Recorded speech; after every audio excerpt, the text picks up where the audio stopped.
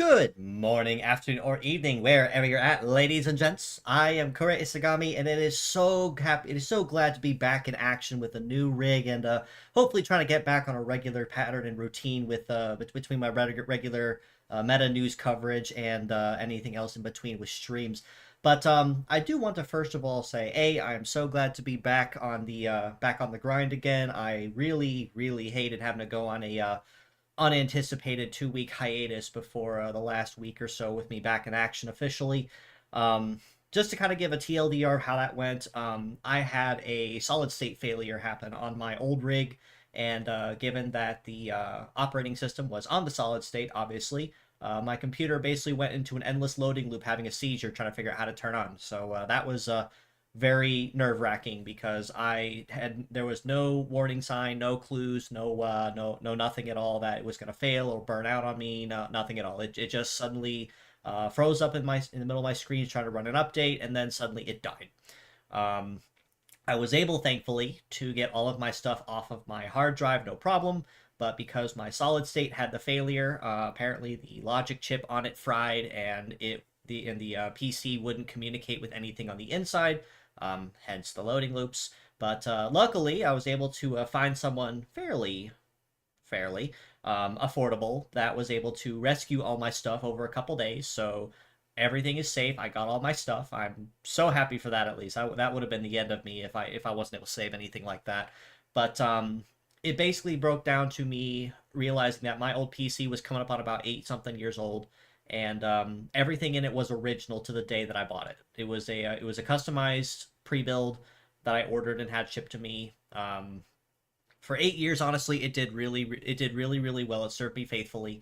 But I think it finally was my clue to say that I don't want to try running anything really heavy on it or trying to overclock it or play anything. For like a week straight between me finally getting it to turn on by literally taking out the solid state, and then putting a bootable OS on the hard drive. Um, I had like 0 games installed on my PC, like at all. The very minimum it ran was Chrome and Discord. That's like all it ran for like a week because I was not wanting to push my luck and get something and have something else burn out on me that would make it completely out of commission.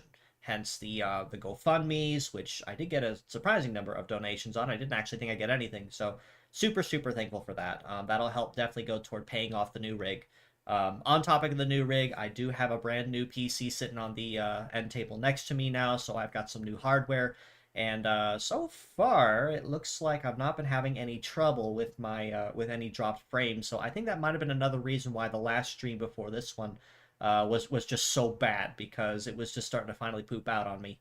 But so far, it's been running like a dream. It was actually my first attempt at a PC build, no less. So I was really proud when I plugged it all in and it actually booted up on its first try. I was so excited. But now that I know how to put it together, I know how to upgrade it if I decide to carry some parts around or do some upgrades later down the line. So that'll be fun. But yeah, that's kind of where I've been the last few weeks, minus the last couple that I've finally been able to get back on the grind with the meta news. Um, I really wanted to try to get this stream scheduled sooner, and I literally was around the corner being able to schedule it before my old PC died. So that's kind of why it took forever and a half to work on this last winner from the summer contest. I know it's a little late, but I'm not entirely at fault for this one due to a technical failure. But that is why we are here this evening. We are working on the second Orimeda contest winner from that summer contest we had just a couple months ago. Let me go ahead and pop that in here. Boop, there it is. The other winner, the first of which was Coil Cat from with a theme of steampunk for that contest. The other winner, that's honestly, it was super hard trying to pick winners from that contest, even from the few entries we had. This one by Nier was Soul Train. And no, I didn't pick it out of bias because I love steam locomotives and steampunk, but no, it was a very creative entry. I really liked the effort and the design and the consideration that went into its creation. That was one reason why it was chosen as one of the winners. So I'm going to be working on the personalized concept sheet for it, much like I did with Coilcat. And so far, I don't think I should have any major drops in frames or any frame loss or connection issues. So fingers crossed that going forward, when I schedule any incoming streams or anything to do, either having guest here on the channel with the MNN, or if I decide to go guest on other people's channels, there shouldn't be any problems. Fingers crossed, maybe. Let me see, looking here. Falco, I've seen you in my chat even before I started up. It is a pleasure to have you with me, my friend. I definitely got to get you here on the MNN at some point to work on a collaborative Orimeda sometime. I think that'd be a lot of fun putting something together between you and me and see what we can come up with. We'll have to try to coordinate a time and a date for that we can put something together. Maybe like October or something. I don't know. I'm still kind of shaky with wanting to schedule streams right now because I want to see how well this one runs. Maybe try one or two in the meantime with some gaming stuff on my own before I go back to bringing some other folks in. Inquiring with some other people as well to bring in now to try to get back on a regular routine. So yeah, we'll have to see how it goes. The workshop doors are always open to anyone that would love to stop in. So I leave my DMs. I say that in every video. My DMs are always open for that reason. Do not hesitate to reach out to me if you'd like to coordinate something. My workshop doors are open to everybody with open arms.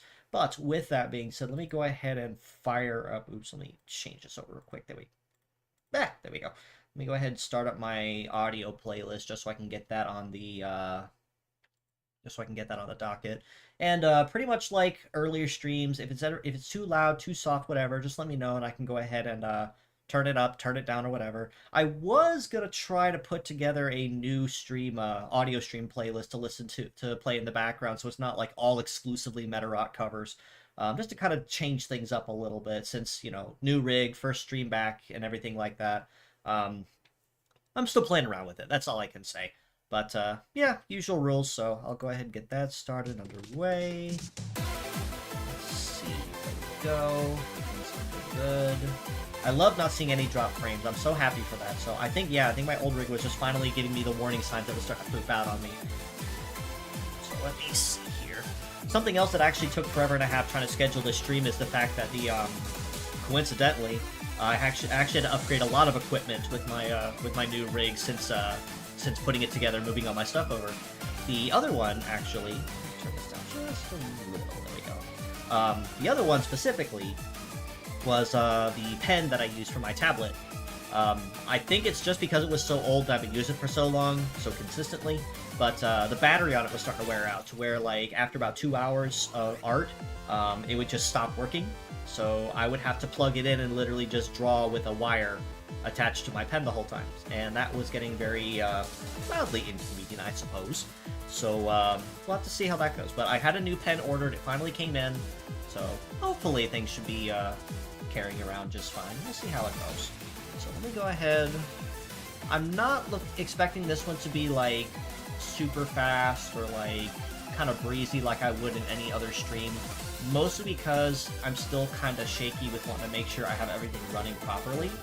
And once I finally get everything in a rhythm, I guess I can call it, then I'll feel a little more comfortable with just throwing stuff together willy-nilly like that. But so far, it looks like everything's coming in just fine. Let's use my stabilization up a little bit, because I know that was something else I have. I cannot draw straight without... There we go, that works. Alrighty, let's get this show on the road. Move this over here. Alright, so just my usual patterns I do with all my concept art. I'm going to do the front end first. So let me see here. Hopefully the front end shouldn't be nearly as complex or difficult. Okay, that's a little... Gotta work myself back in a rhythm.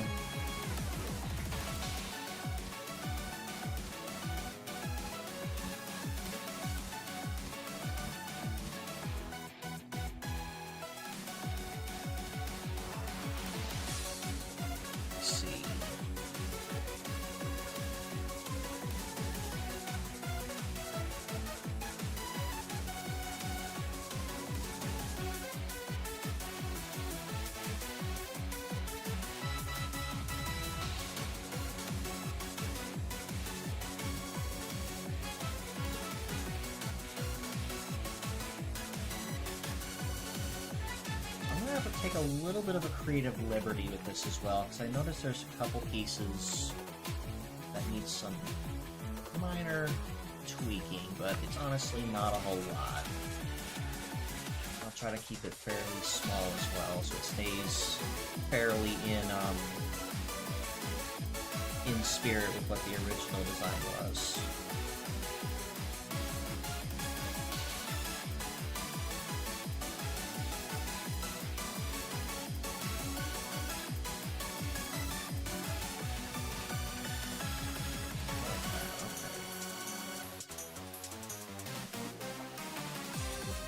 That's a little bigger than what I wanted. There we go. It honestly feels so good to be back and working on stuff again. I really hated having like a whole 3 weeks, 2 weeks technically, period where I couldn't do like anything at all. Let me see. It doesn't look like my eraser is working on your settings. Yeah, that's not what I wanted. Play around with it. Let me double check something. Hold on. Gotta modify my... I'm still trying to configure Clip Studio Paint since again I had to reinstall that from scratch. Let me see. Eraser symmetry. Here we go. Let me double check.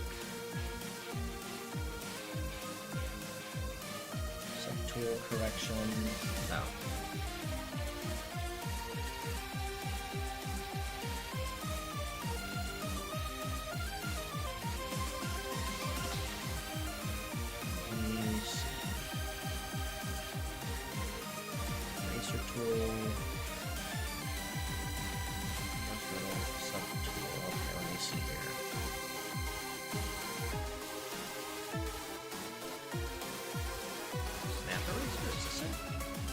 Yes, that's what I mean. There we go. Tool settings. Double check some stuff here.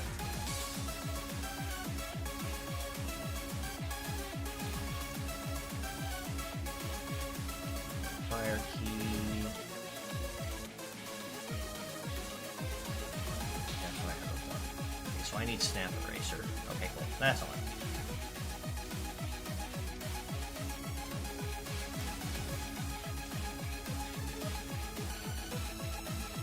Working on... What I had that before? Using the modifier key. Here we go. No, that wasn't it.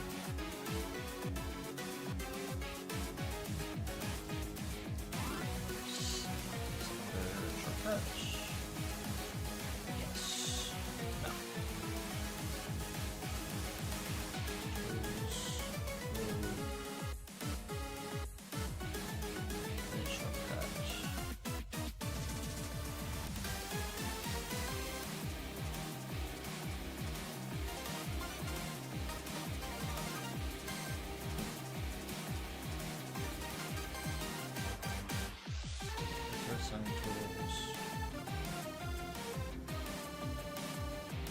Okay, so I will have to play with this at some point. I know I got it working.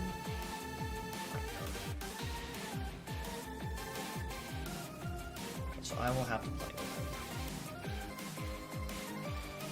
Probably should have done this prior to stream, and I could have sworn I did, but not as in-depth as I thought. So that's fine. I can make do with it while I'm trying to figure this out.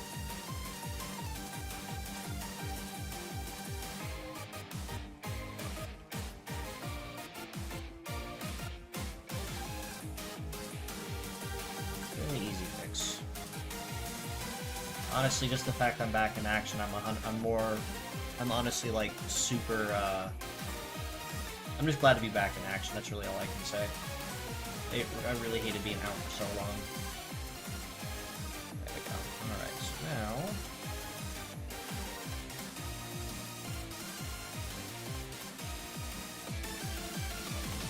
Okay, let's see here. So you have a rather interesting head shape. Not exactly fully circle.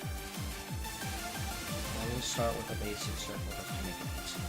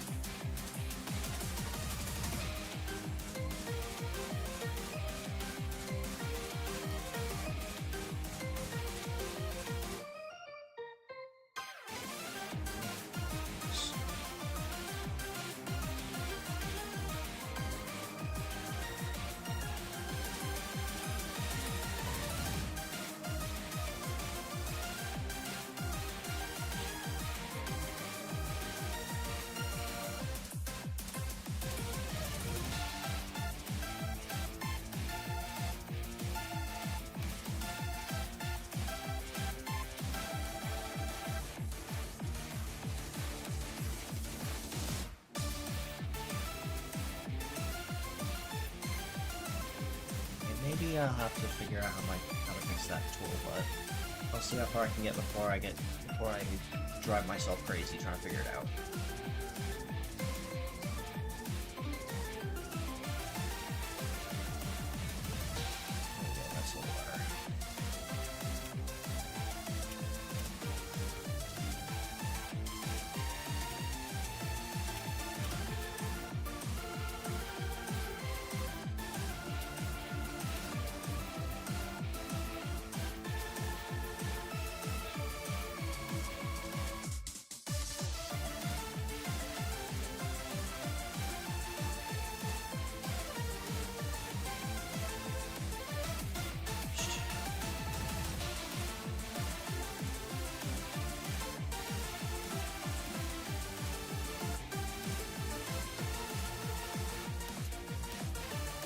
It kills me how to think 2 weeks of not doing anything will get me so rusty.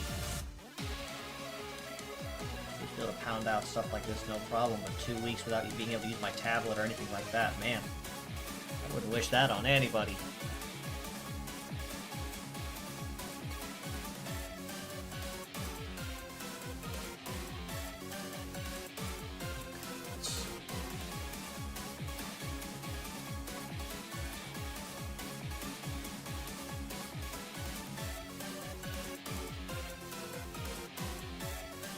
On this piece at a time.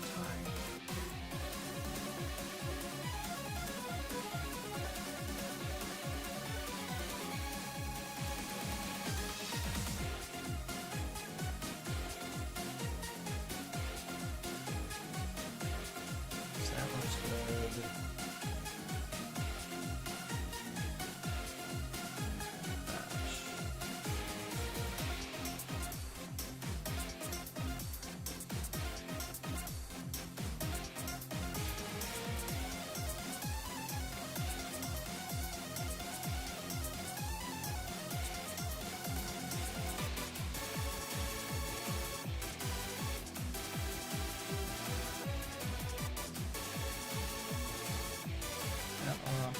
Pipe on one side goes around.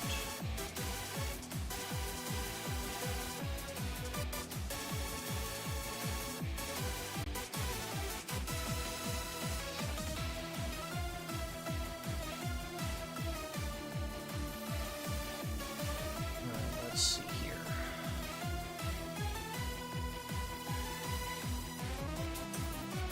So you have a really interesting core design here for the eye. I actually really liked how you did that.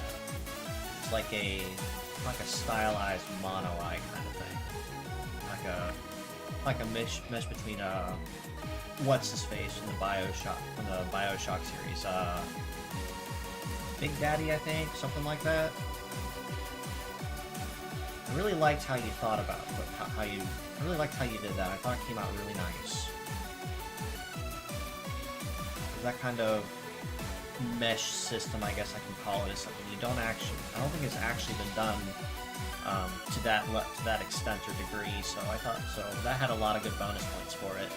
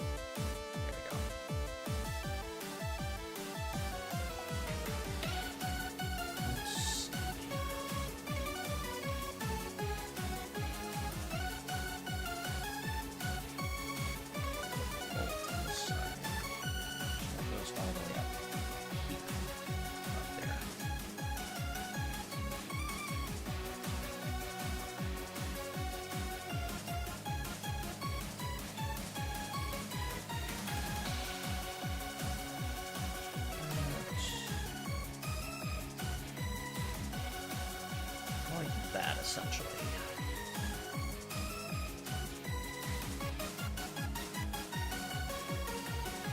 your overall design isn't super complex, which I actually appreciate as a first time back. Makes it a little easier on me.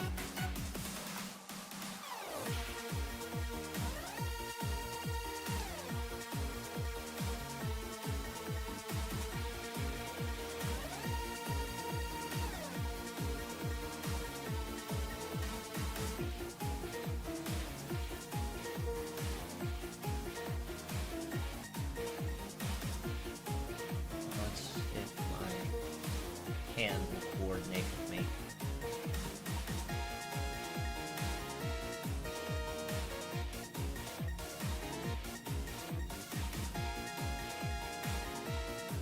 There we go. That's what I wanted.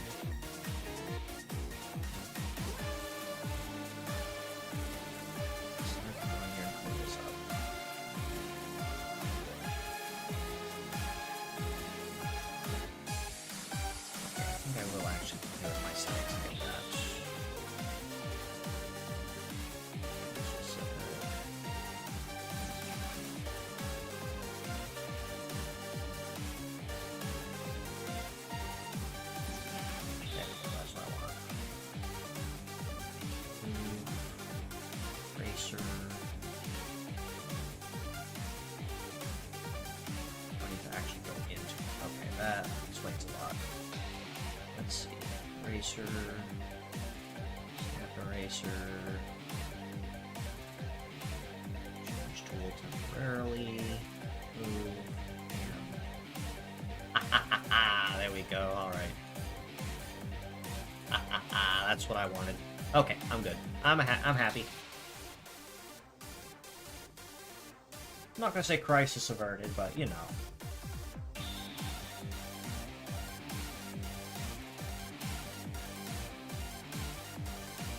See here as I'm putting details together.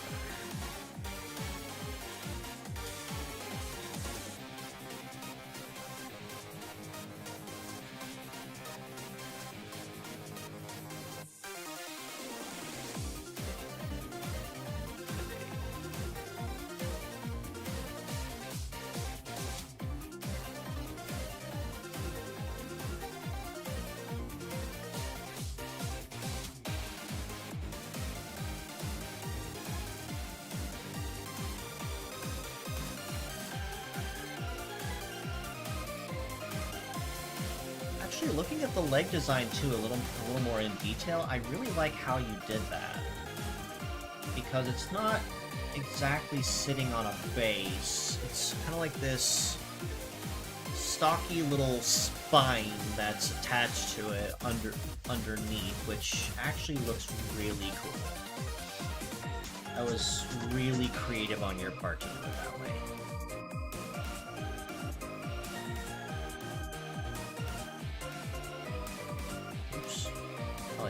On the right tool. Something old habits die hard.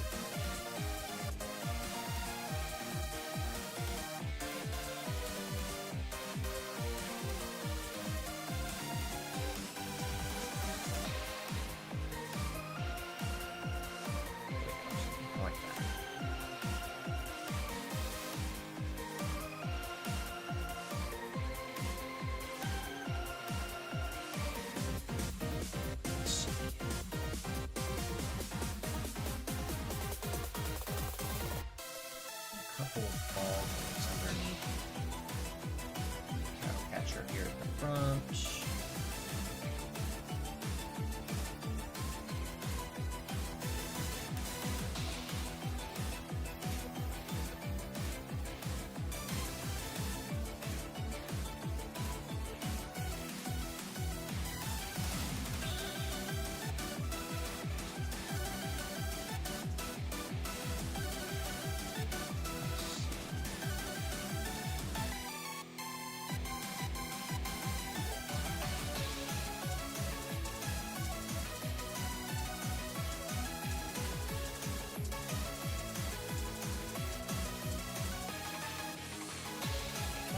This design is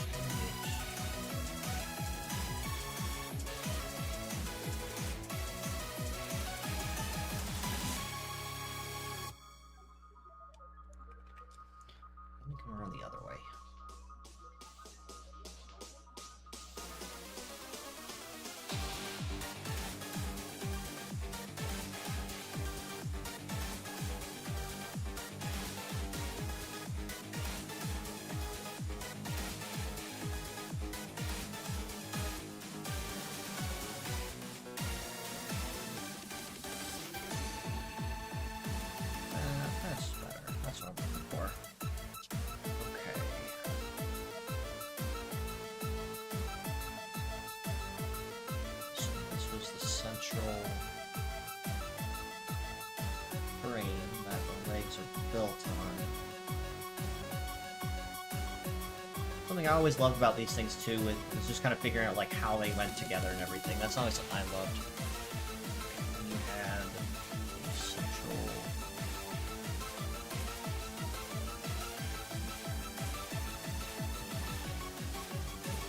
Right. Team that held both legs together.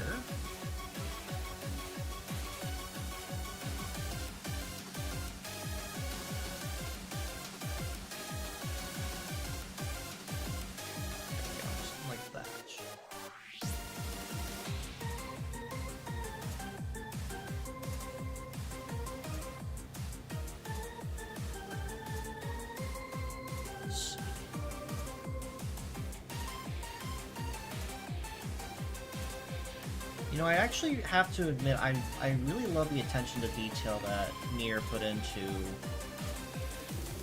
And as I'm looking at it, kind of becomes more apparent to me that it's not just like mechanically designed. Like I'm getting a lot of like Centaurian kind of vibes that have how Soul Train was put together. Which, looking on it now, I probably would have noticed it sooner. Like if I had a chance to sit down and really stare at Soul Train, but I didn't actually see it right away, so I'm mildly kicking myself over that. But I thought it was just really creatively well made. Yeah, you have models on a base, you know, so that's really like nothing all that special. But I really just appreciate the creativity that goes into it. Bottom line, that's the most important thing, and that's honestly why I hold these contests. Speaking of contests, I actually still am planning to host another one sometime soon, like within the next month. Well, actually, yeah, within the next month or so. I'm planning to make an announcement of hosting another one. I didn't realize I merged. Yeah, couldn't want to do that. Merge. Down. Thank you. I want to host another Orimeda contest sometime soon. For those that are unaware or have not seen it, I did host I'm going to call it an open query, open forum, a few weeks ago, actually, like right before my PC died, my old PC died, and I said I was going to present the community with a couple options on how they wanted to see the next contest done. And I'd like to think it was fairly straightforward, but to basically summarize, there were two ways I was considering running that contest. The first of which was I run it through. This is gonna be really weird doing this angle. I was gonna run a contest from October, you know, like mid-September through early October, with a spooky theme, and then announce the winners sometime close to Meteorot Day, because Meteorot Day 2025 is just around the corner. Wow, hard to believe it's that long. That was one plan.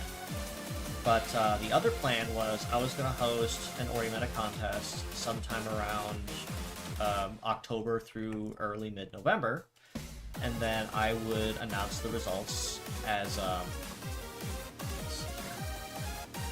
I would announce the results and the winners on Meteorot Day, or close to, because after looking at the calendar, Meteorot Day is on not Meteorot Day, but the Tuesday before Meteorot Day, it's about 3 days off. So I probably I was thinking I was going to host them then. And I kind of liked that idea, but I wasn't sure how to go about it, and which one would have been the best course of action. Again, bear in mind, this was before my old PC died. So I put in an open vote for the community and told them, alright, so I want to host a contest, when do you guys want it? And it seemed that the overwhelming majority of folks wanted the contest to be run through October and early mid-November, and then I would announce the winners the week of Meteorot Day. The difference with that contest, though, was that unlike the spooky themed I was going to do through October, I was going to run this one as a free-for-all. So there is no drawback, there's no theme prompt for putting a design together. It's just whatever you decide to create as a design is legitimate. There's no holds barred, free for all, pick whatever theme motif you want, within reason. and decided that's what I'm going to do. So the next contest, I'm probably going to make an official announcement closer to, I'd say within the next couple of weeks, actually, I'll probably make that announcement, and give folks ample time to prepare, since that contest will be running for about a month and a half. Since that's, I want to try to give folks the biggest, I want to give them the biggest window of opportunity to be able to put something unique together, especially for folks that are a little shaky with art or don't really know what they want to do, which has been the biggest struggle, is folks saying, oh, I want to create a design, but I don't know what to draw, or I don't know what to make. Well, I've got a number of tools that help with that too. I like to think they help anyway. Figure this out. But I want to make this one a little more lucrative, because I've noticed in the last few contests, yeah, I like to think anyway, as an artist, free art is nice, and it's a nice incentive for a lot of people, but sometimes people want something a little more tangible. So my idea ultimately was I was gonna figure something out to make it a little more lucrative, maybe like an actual cash prize for this next one. Especially with the way that my work situation is now, and I actually have the ability to have some disposable income, kind of. Since most of my free income is gonna be going towards paying my new rig off now, but you get what I mean. I was gonna offer a cash prize for this next one. So, heads up for anyone that is tuning in or planning to participate. I'm thinking about a cash prize for this next one. So, wink, wink, nudge, nudge. If you wanna earn something for your entry, I'm strongly considering it. I don't know how much, I have not figured that out yet, but that is what I'm thinking about currently. Just to kind of encourage more of a competitive spirit, I guess I can say, within the community, and put something together. Plus, everybody loves money. One way I've been thinking about offering it was, especially for Meta S players, is maybe doing it in the form of paid bundles. Because thanks to Meta S having the web store, and it not necessarily being region locked, I could theoretically, and I actually have done this before for friends, is I can buy bundles from the web store and just make sure that when I go to punch in the recipient, I put in that person's friend code. And I'm thinking, well, that actually makes things a whole lot easier, because if I want to offer a reward or incentive, I have some options now. So that's what I was thinking about doing. I've actually considered doing it for a while. I just never had the chance to look into doing it properly. Excuse me. Again, mostly because my PC died, so I had to get that fixed, and mostly just because I've not had the disposable income or the ability to do so.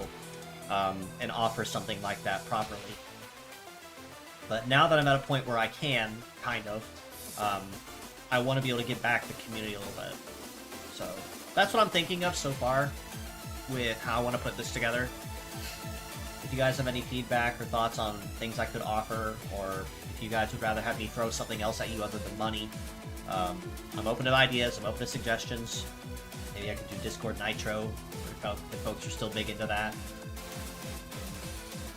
So, I've got some ideas. I just have to figure out how exactly I want to put it together.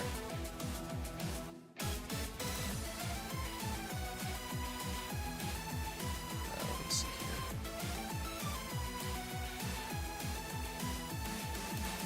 There we go.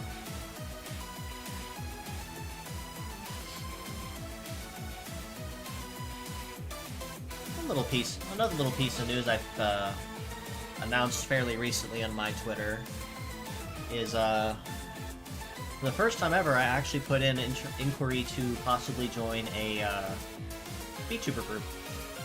I don't know what to expect, because I've never been part of one before, but and I'm not at all expecting to be called back, interviewed for it. But I don't know. I just thought it'd be neat. Maybe help get me some extra networking.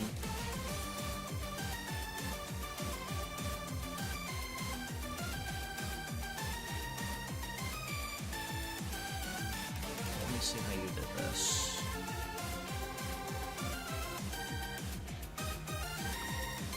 So it's kind of split in the middle.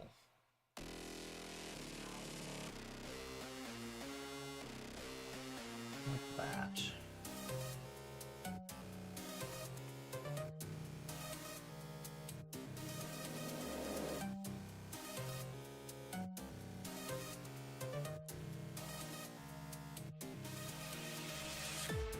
Here. Okay.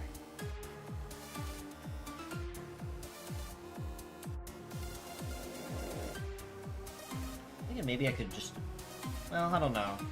I've also been debating on doing like just chatting streams to hang out with people, but realistically, who would join those? I've not had the best of luck, so I've not looked into other things I could do or ideas or other things I could do for networking. I'd like to, but I just haven't had the consistent viewership to justify wanting to do that.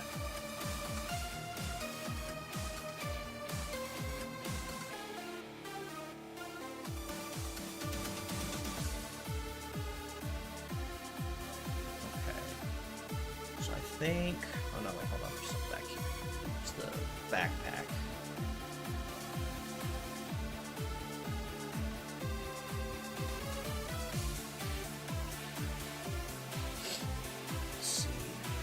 I think you had 2 stacks. I think it was only just the one. Double check just to make sure, though.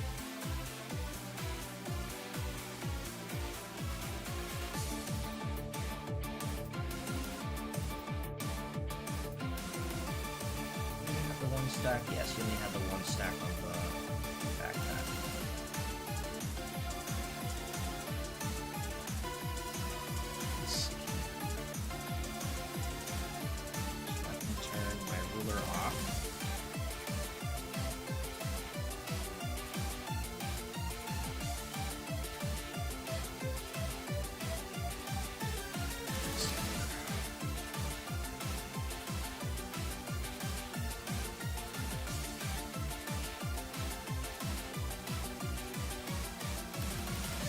That pipe go? It went...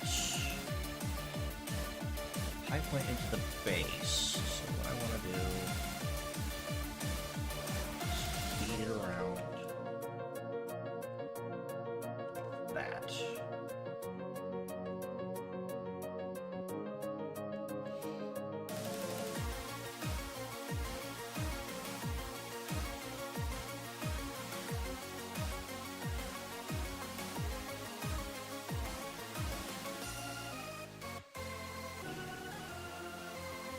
Cuffs were fairly simple, so I don't need to put any extra detail on those. I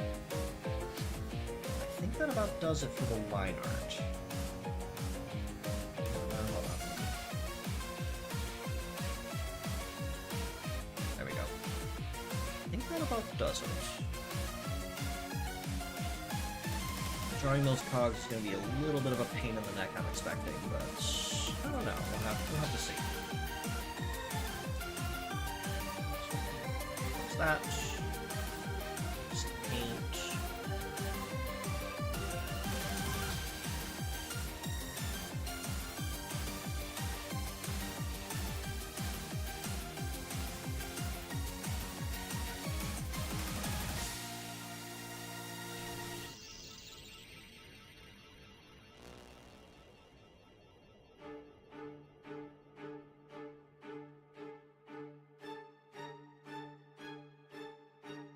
So I've been following all the news about Silk Song having officially been released, and I gotta say it's actually kind of funny seeing how just how massively the funny bug game has broken the internet. Like, I understand that the game's been... has it really been a decade that people have been waiting for Silk Song to come out? Like, I remember for several years, people would be joking, like, every time Nintendo would announce a Treehouse Direct, a Partners Direct, or whatever, they'd start making jokes on if we were going to get an announcement for Silk Song.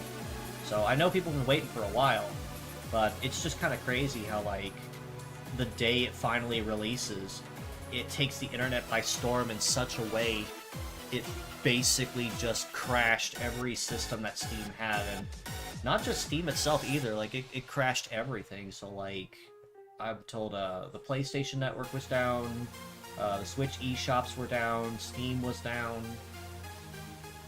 So it's honestly crazy, and I've been seeing all these memes floating around saying that you know, Silksong is setting a precedent with just the sheer amount of success and the fact that it's only asking like a $20 price one time.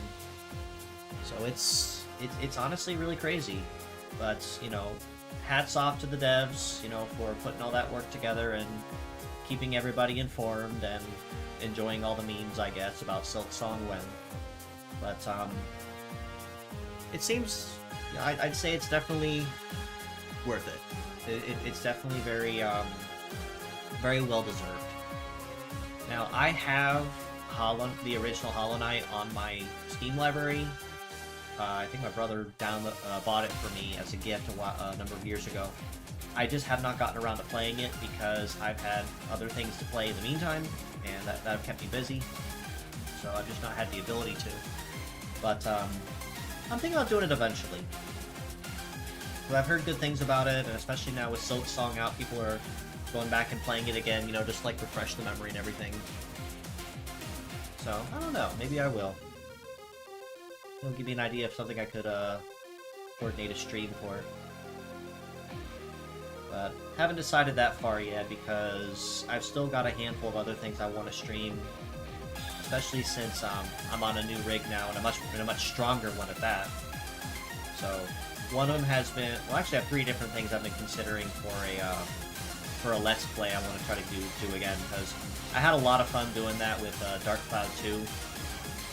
And I want to try to get back into doing a Let's Play again, because that'd give me something I can do when I'm doing my, when I'm not doing art.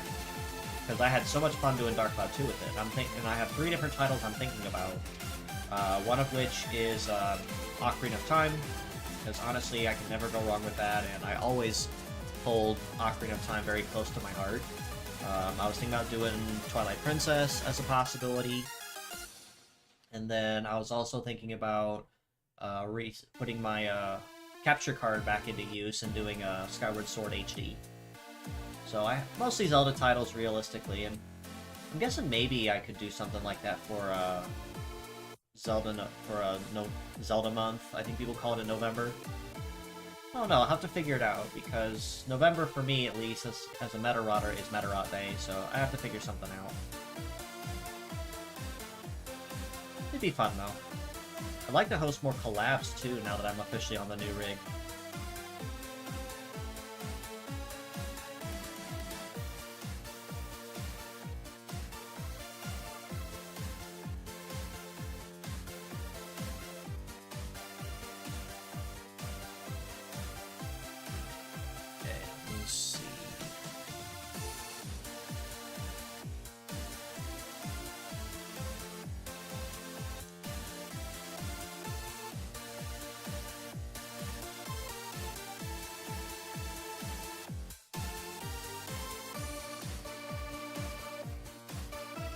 That's everything for that color specifically. So I have a copper color, I have like a deep maroon, and more red. Like that.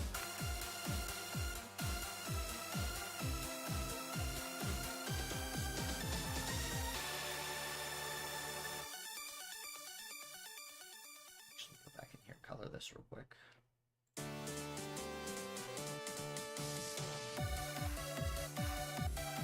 This little mono eyeball that you set up in here is also this color.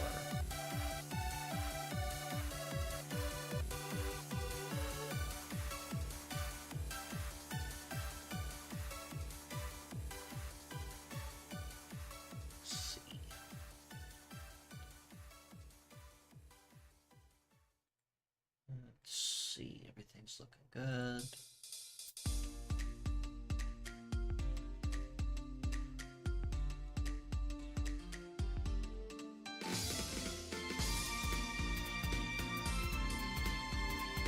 I really liked the color choice that you put together for this one too, Nier. I thought it was really, really nice color blend that you picked, going for kind of like a retro rustic kind of theme.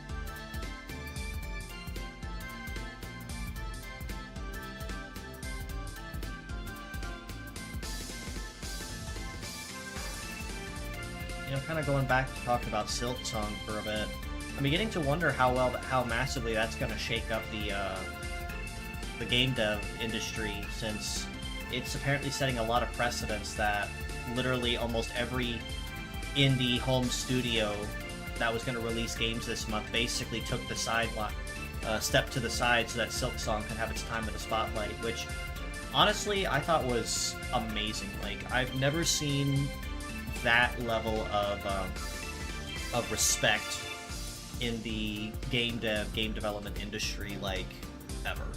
And it was, I don't want to say it was jarring, but it honestly just kind of made me feel really good inside to kind of see, like, everyone acknowledge and say, yeah, I know they've been waiting a while, let's let them have their fun, we can hold off for a week. Partly because, yeah, it's a big respect thing because people have been waiting on Silk Song, but I think also because people have been waiting on it for so long that I think they kind of realized that if they released the same week Silk Song would, they'd get, like, no sales.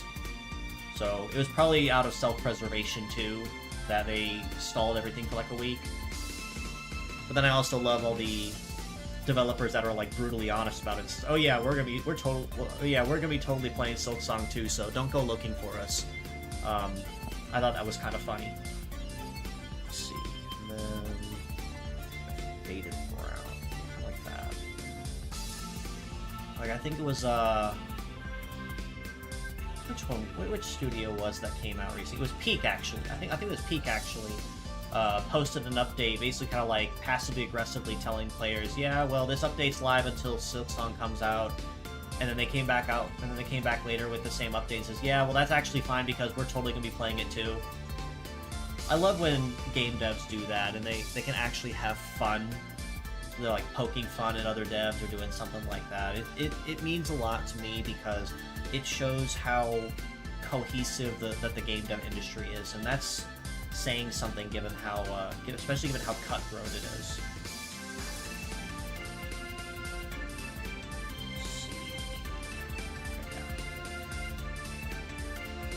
So it's honestly been really heartwarming to see Silk Song get such warm reception. I thought it was really crazy too that they did not bother handing out, and specifically did not hand out any game reviews, dev keys for the game review company, or the game review articles to look it over and give like a pre-release rating on it. That was a rather very gutsy move, I guess I could say it. But honestly, I'd say it paid off. But also helps too that people have been waiting on him for so long that they already kind of had a fan base waiting for him. So I guess that kind of helps too. But still.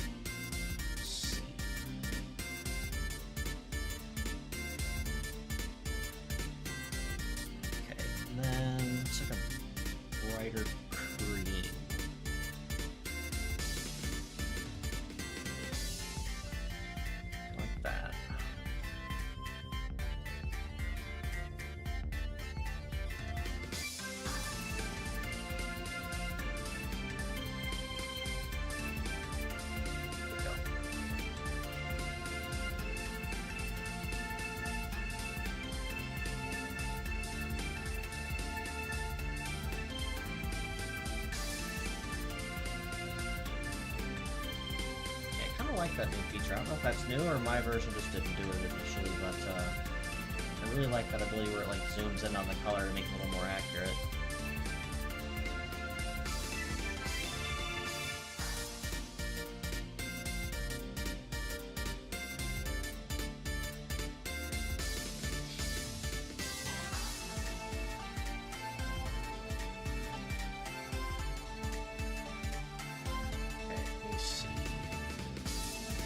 Had like a red-orange color that you picked for the guns. A little more red. There we go, that's better. I thought the stark red to contrast was a really interesting choice too. Helps them stand out from the rest of the body.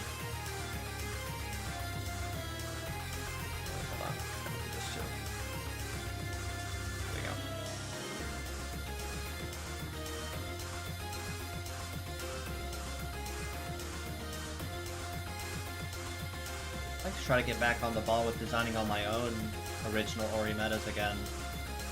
I just haven't had the time to.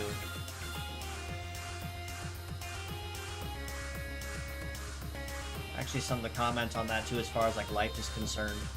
I've been pulling a lot of extra hours at my work recently too, because my current boss, well, soon to be my past boss, I should say, previous boss, former boss. She was asked to help train another manager up at another location, and she said, okay, yeah, that's fine, because she's actually a regional trainer, so she kind of has to do that and travel to other locations. So I thought, oh, well, it's not a big deal. I know how to run the place, kind of. I like to think so anyway. I can at least keep the building from burning down while she's gone. But 2 weeks rolled around, and I've not seen hide nor hair of her for like 2 weeks. So I finally reached out. So she finally reached out to me sometime last week, and she said, "Yeah, I'm really sorry about that. I've been really missing hanging out with you two when we were on the ship together." But she filled me in on a bunch of details that she really was not privy to, and just kind of given the brief rundown on, and basically said that they were asking her to take over her old location again, which was the one she was training at, training the other guy at. And since she already knew that location and how to run it, she agreed and said, yeah, I'll go ahead and take it back over again. So I'm like, dang it, well, that just means that, I'm not going to be able to work with her much anymore. And we both kind of shared a little laugh over that, because we both got along really well together. It's honestly really nice when you find a boss that you vibe with. But it was nice, and she said that she'd put in a word for me as well to our DM about the possibility of putting me up to full-time officially, which I'm 100% for, and mentioned it like right from square one that yeah, I'd like to go full-time as soon as you can get me, because I had bills to pay, obviously. But no, it's honestly been really nice. We had a very good conversation with it. A couple other minor things in the meantime that she was wanting to show me the ropes on, or that I learned, I guess I could say, along the way. But I'm looking forward to that, especially given that for the most part, I don't think it should be like super. I'm not really sure how to put it, but yeah, I'm just looking forward to it, really. Like, it's gonna be nice. It's not like a super strenuous position where I'm at. It's mostly admin work, which I actually like. I really do appreciate, and I like admin work a lot. It's not super difficult, and I like to think I know what I'm doing, especially with my years of experience. Just kind of have to figure that out as time goes on. Right, let me see here. What are the dimensions on this, just so I can.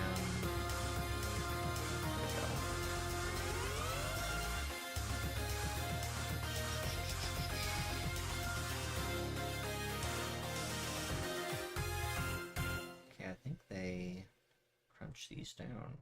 Alright, let me open the original winners file real quick. How big is this camera size? 2700 by 2K. Okay. I thought it was something along those lines. Change camera size. Thank you.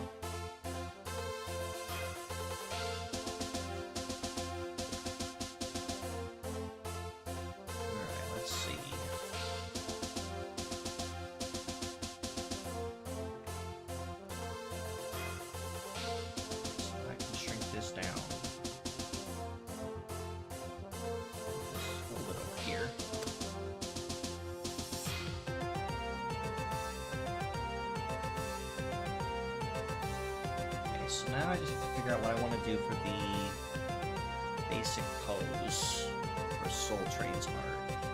There's a lot of different ways I can take it, but I also don't want to completely throw myself under the bus either with overcomplicating it. So I'm at so far with time. About an hour in, that's not bad. Making good time.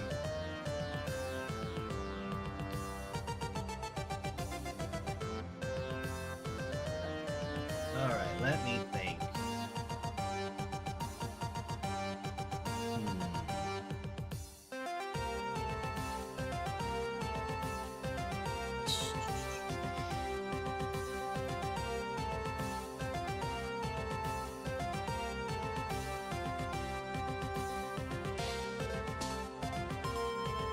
What could I do?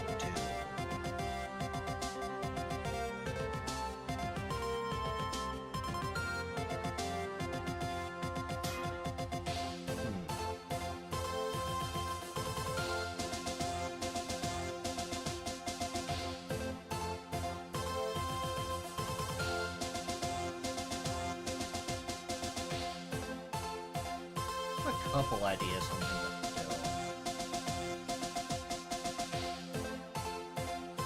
So I'm thinking...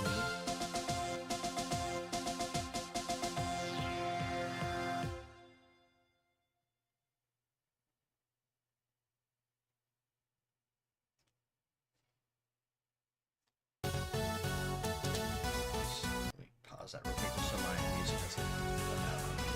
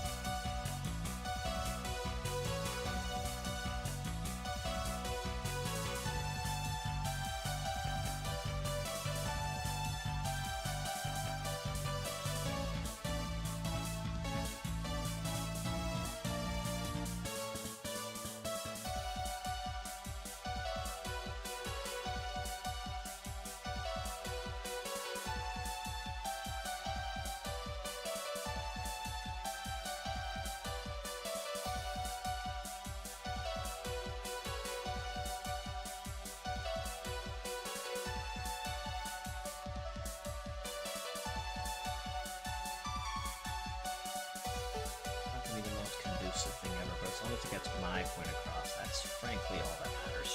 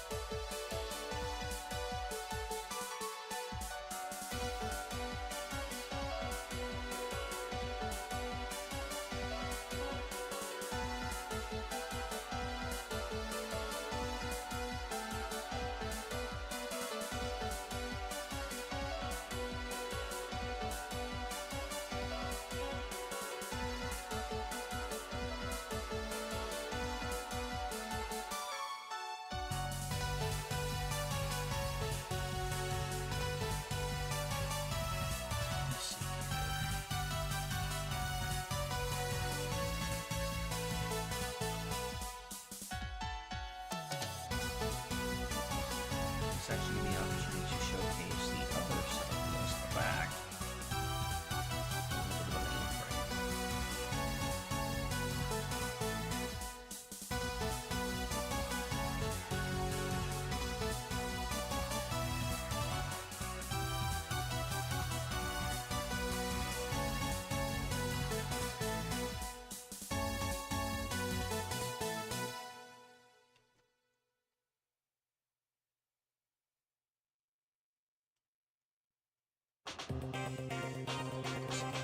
good.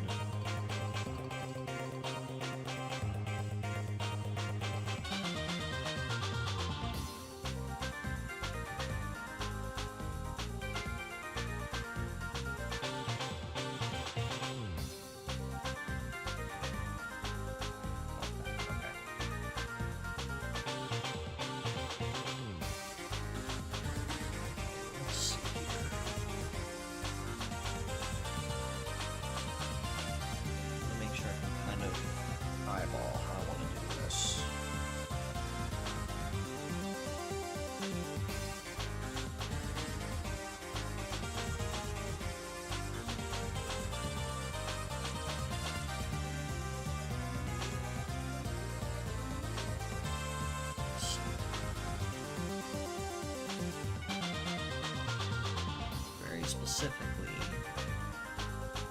driving rod was not attached to the wheel. So I feel like that essentially is what I'm thinking of. I dig it. I can see it. I think drawing the wheels are probably going to be the most complicated piece on here, because honestly, the design itself doesn't have a lot of really complex nodes or body shapes or features, which I actually really appreciate. But I don't think it should be too terribly difficult. And I don't want to jinx myself now with it, but I don't know. I'm going to have some fun with this one. Especially as my first time back.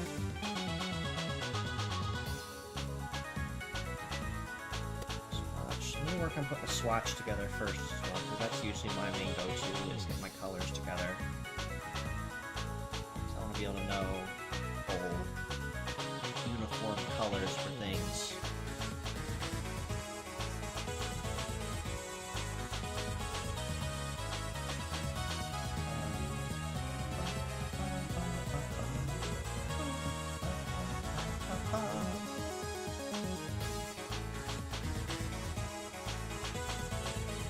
I don't think your color swatch is going to be super big either.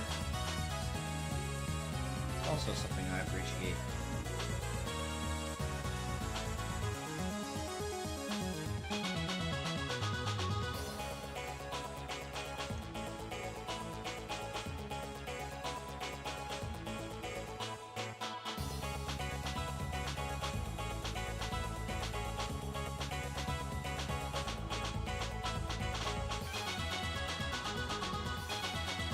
It's only like 5 colors, 6 maybe? Oh wait, no, hold on. Get the brown in here too.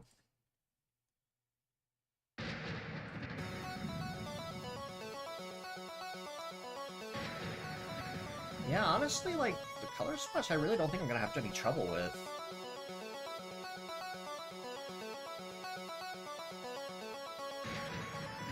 You know, looking at the design as well, just kind of giving it that glimpse and looking over it all, I kind of got some Vapor Rail vibes from it too when I was putting that together, so I thought that was really neat. But let me see where I'm at so far with my time. About an hour in properly, so I'm appreciating that. Let me see. Only dropped like 0.1% of frames, so actually that is very good. It's actually probably better than any stream I've ever held. So I'm going to take that and continue riding that high.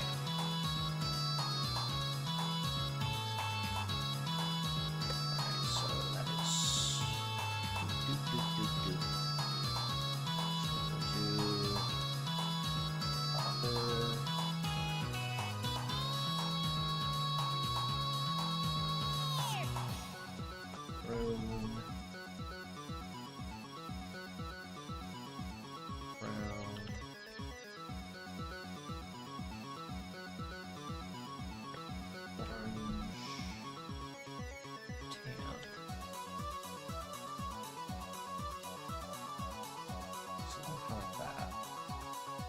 Let's put orange on the bottom layer.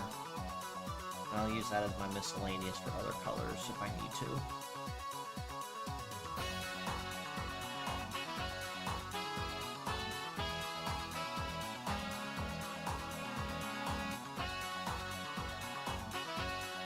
Save this 2 on that SL2.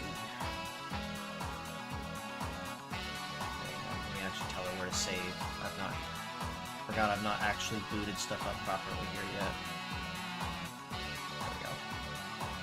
So it's E0. There we go.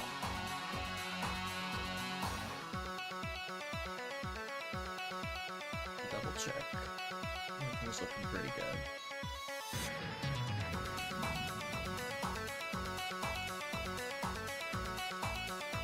Let's see. Okay.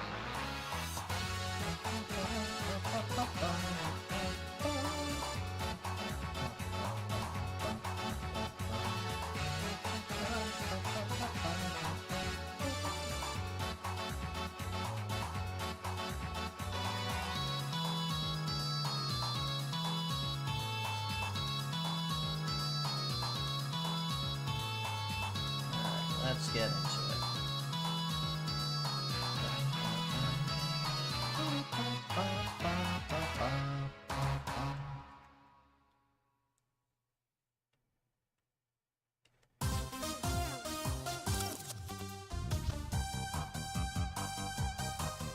Let me see here.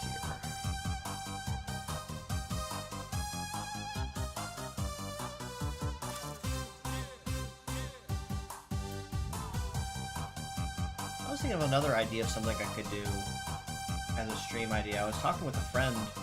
I think it might have been Sane, actually. I made a comment on this too, saying that because Sane does a lot of watch-alongs on their channel. I was thinking it'd be really cool if they did a watch-along of like Cubics, because we were talking about that a couple of times. I think the last couple of times I've been on their channel, it's come up at least once in conversation. So I think that'd be really cool if we did, if I were to host a watch together like that. Because I found a guy on YouTube that has the entire series on there, you know, for public watch. I just need to coordinate a time. And honestly, I'd do it. I would absolutely love to go through the Cubic series with you guys, but I just need to know, like, there's an interest for it. Because if I'm only gonna run a stream and only have like me in it watching and commenting, it doesn't seem super. I don't want to say worth it to me, because I would enjoy it anyway, but I think it'd just be better if it was a proper watch along with a whole bunch of people like talking and making comments and such while we were watching together. Because I just think it's much more enjoyable. At least the way I feel with things is hold on, my music. There we go. Personally, I get more enjoyment out of doing things if there's other people present and watching. So, like, if I'm gonna do a watch-along of, say, Cubics, I want to be able to have, you know, conversation and make comments and jokes and such with the community while we're watching. Because that's what's most enjoyable to me. I like making those comments and having that commentary while we're in the middle of watching something. That I like doing that. Plus, Cubics is one of those slept-on cult classics where, like, you may have seen it once or twice, but after that, it basically just disappeared off the face of the earth, which is a royal shame, honestly, but still.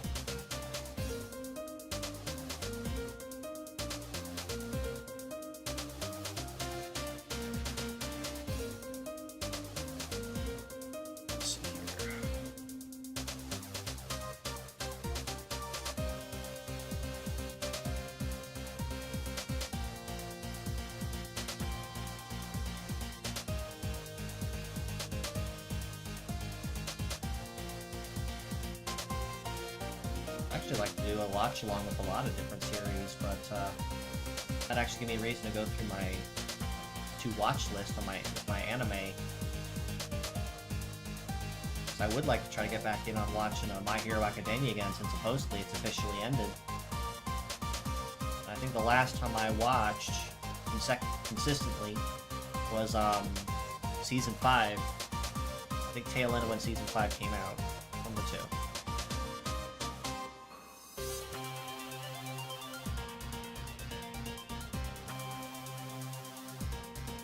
I don't know, just some ideas for stuff I'm considering. So I know I only do a handful of things when I stream, and I'm trying to think of other things I could do in the meantime. I've been guessing on a lot of other people's channels recently with collabs and such, which I like to think I'm having a lot of people are enjoying having me around with.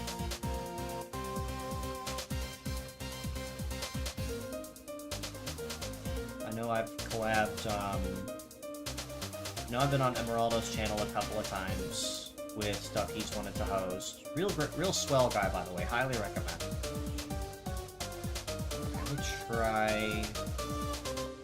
Let me try giving myself a little bit of a order with this. But yeah, I've been on Emeraldo's channel a couple of times. I played. Let me do this way.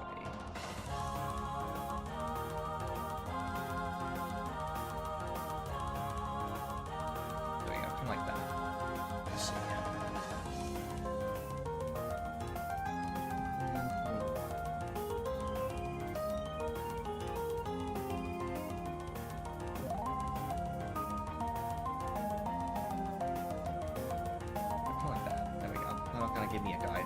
I like to think that I'm, you know, an enjoyed presence on other people's channels. But, yeah, I've been on Emeraldos a couple of times. We played Repo with a couple of his friends, and that was always super enjoyable. I've had Raldo on my channel a couple times to do some things. I even had him once as a guest host for an Orimeda design.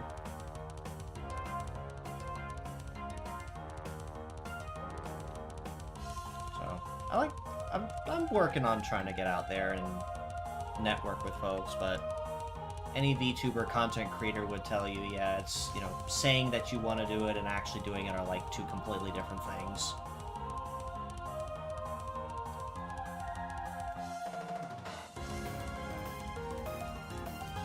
So I'm kind of in that camp where I just like silently follow people and just hope they actually notice.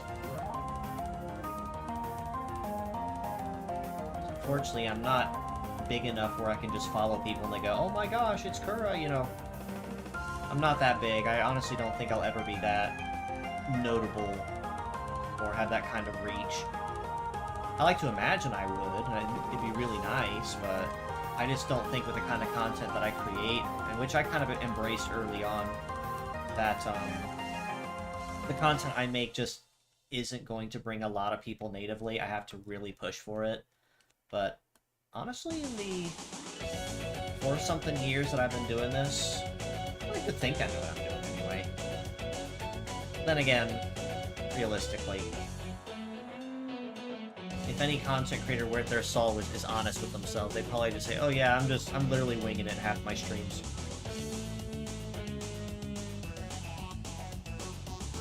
Okay, let me see here.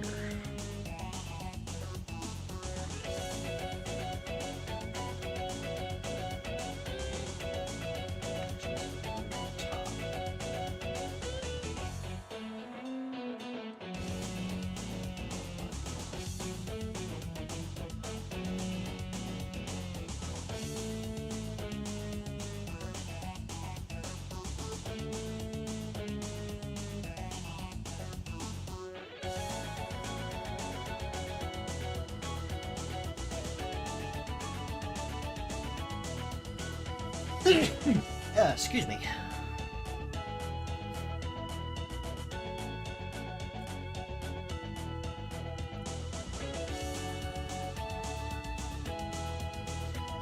Let me see here.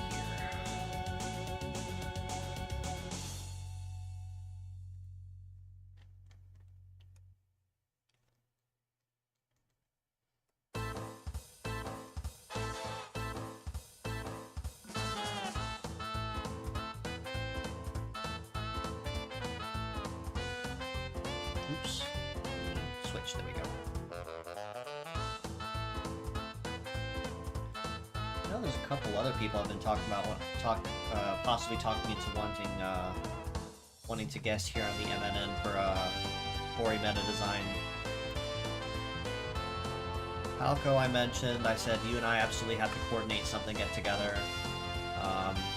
I reached out to Yomi a number of weeks ago, and they said they're absolutely down. They're just really packed with their schedule through the month. So I said I'd reach out to them, you know, maybe like later this month. I'd probably touch base again and see how they're looking, because I know Yomi is like really big and like super influential with people, and you know, I don't want to impose on their really busy schedule to come hang out with me if they've already got plans.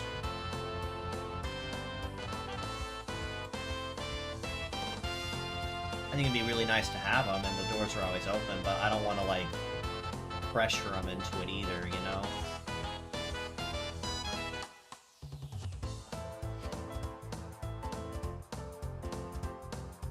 I know a lot of people are like, oh, well, you know, numbers don't really mean a lot, and no, they really don't, but there eventually just comes a point where, like, some people just don't reach out because they feel like they're just that small, I guess I can say, and, I think it's just something that I'm trying to get used to as a streamer, as well as, you know, just not try not to focus on the numbers too much, but because, real talk, there's just this, I don't want to use the word stigma because that's the wrong word to use, but there just is this really weird thing about accounts that are like over, say, 10,000 followers or something on a platform. And for some reason, with content creators that are that big, I probably just had really bad experiences with people like that, but I just freeze up when I want to try to reach out and comment to them because I just have this stigma in my mind where I'm like, oh, well, they're way too big to want to focus on me because, you know, they're super busy with their schedules and already have a million and one things that they're coordinating and have to put up with, so I don't want to be a bother. And I know that's not the right mindset to have or a proper mindset to have, but I just don't want to be seen as a bother, essentially. And I know the bigger they are, the more influential they are, the less likely it is I'm going to try to be the one to reach out or initiate that contact because it's just there. Like, it's nothing against that particular person. Like, they could be the sweetest person on planet Earth,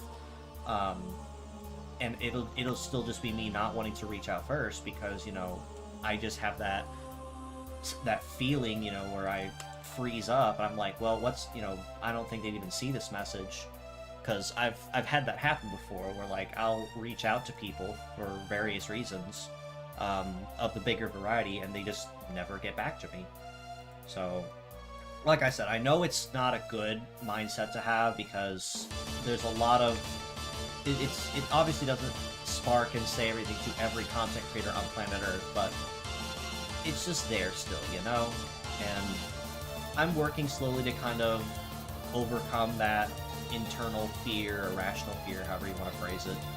And so far, it's been fairly successful. Like I've made some really good friends that have, you know, like completely regardless of their follower count, and they've made comments to me saying, you know, like they legitimately don't care about numbers because they never cared, they never pay attention to begin with. And that happens from time to time, and it feels really nice to know that, you know, you're being, in this case, I am being, you know, acknowledged, appreciated, you know, and despite the fact that, you know, they may have been doing it longer, have like triple my, or even 10 times whatever my follower count or whatever, they're still willing to take the time out of their day to want to spend time and do stuff with me.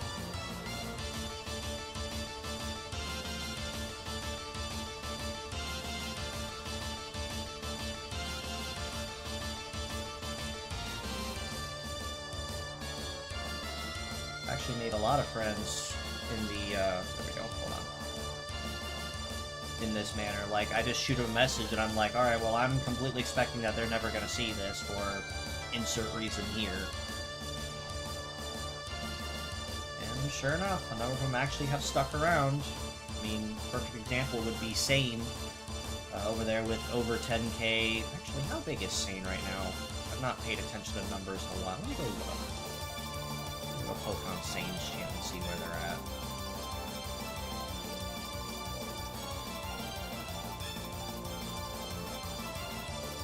Sane. You are currently getting ready to crest on 20k, actually. You're just over 18k. But yeah, Sane's over there with like 18k, but... And I understand that they stay super busy, but like, not once in the time that I've known them have they ever like made it a point to make me feel unwelcome or small or whatever the case may be. They've never once done that, and I genuinely appreciate that. Like, more than I could probably put into words, because it makes me feel included and welcome, that I'm not like taking someone's time, you know, with having them on my channel or doing whatever. Because that's kind of, I don't want to call it an irrational fear, but it's this constant innate affirmation to confirm that I'm not like wasting their time. That they could be, you know, like posting some big donathon or whatever with their 10, 20,000 followers or whatever, and I'm not like a second thought.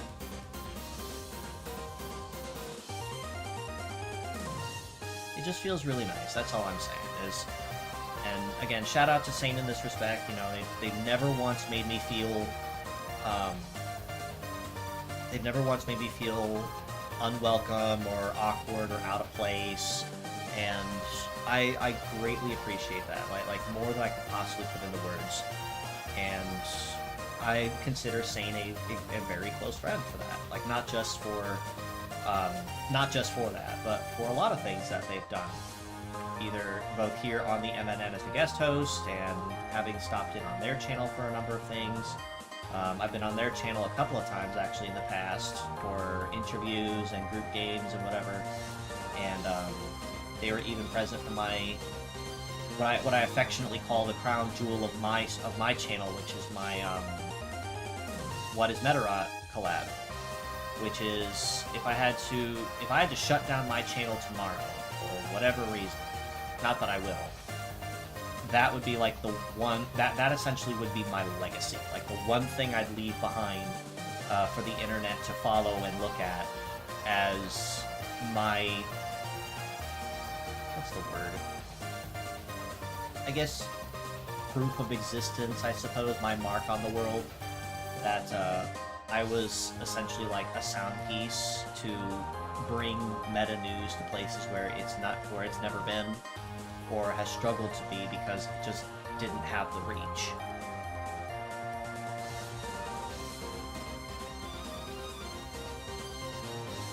And again, I acknowledge, I'm not some really big channel or anything like that. I've never prided myself in being that big. It'd be nice to have the notoriety and the pull, the leverage, I guess, of someone who's super famous, but realistically, like, if someone were to interview me and say, like, if you suddenly gain, like, 1 million followers overnight, what would you do with all that influence? Like, well, like, what would you do with it? What would you tell people to do? What would you, like, want to do with them? And I'd be like, listen, bro, I just want to talk about pet robots and just have other people I can gush about it with. That's, like, the entire reason I made my channel to begin with. Because it gives me an outlet to do what I enjoy and share it with other people that I know would enjoy and appreciate it, too. Now, I mean, don't get me wrong, if I was falling on some hard times, then I'd say I'd appreciate a donation every here and there toward it, but I would never once actually, like, pressure people to actually do it, or say, hey, I absolutely need this. In fact, I haven't even thought about or considered the idea of, like, a Patreon or something like that. Like, the thoughts occurred to me every now and then to consider something like that, but then I kind of stopped myself and go, what would I even offer? Like, what would I have or consider that would be considered, like, worthwhile, that'd be something to justify putting on a Patreon? I just don't. I don't have much of a reason to. I think it'd be kind of nice to, like, have, like, like, insider, insider looks and, behind the scenes with such and what I do, but I'm not a very private guy. Like, I have a friend actually in the Spanish community who's getting ready to debut in the VTuber realm, and for the past several months actually, he's reached out to me and asked that, and told me that he wants to do, meta news, meta rock coverage for the Spanish community. And I told him, great. Well, I think that's a just cause. You should totally go for it. And he asked me if it would be possible, if I would be willing to share my notes with him. And those are just the notes on, like, what's incoming, what are my, the usual breakdowns, things like that. If I'd be willing to share those with him. And I told him, yeah, absolutely. I have nothing to hide. I'm not, like, locking my information behind a paywall. In fact, he even offered me, actually, that if I ever get a robotic rig or something, a live 2D model ready to go, that he'd happily rig it for me. So, I appreciated the offer. I have actually still yet to take him up on it because I've just not gotten around to doing it and figure something else out. I just haven't gotten around to it, that's all. But, no, I mean, like, I happily and willingly share that information. I'm not holding it hostage or anything like that. I have no reason to, because, at the end of the day, we all just want to know what they do and how to use them. So that's kind of what I did. I was thinking, like, if I had, like, a creators program, I guess you could say, then maybe I'd have something a little more limited to offer, but I don't. I've not bothered looking into it, and I really have no desire to, I guess I could say. So, as a result, I'm just kind of here doing my thing.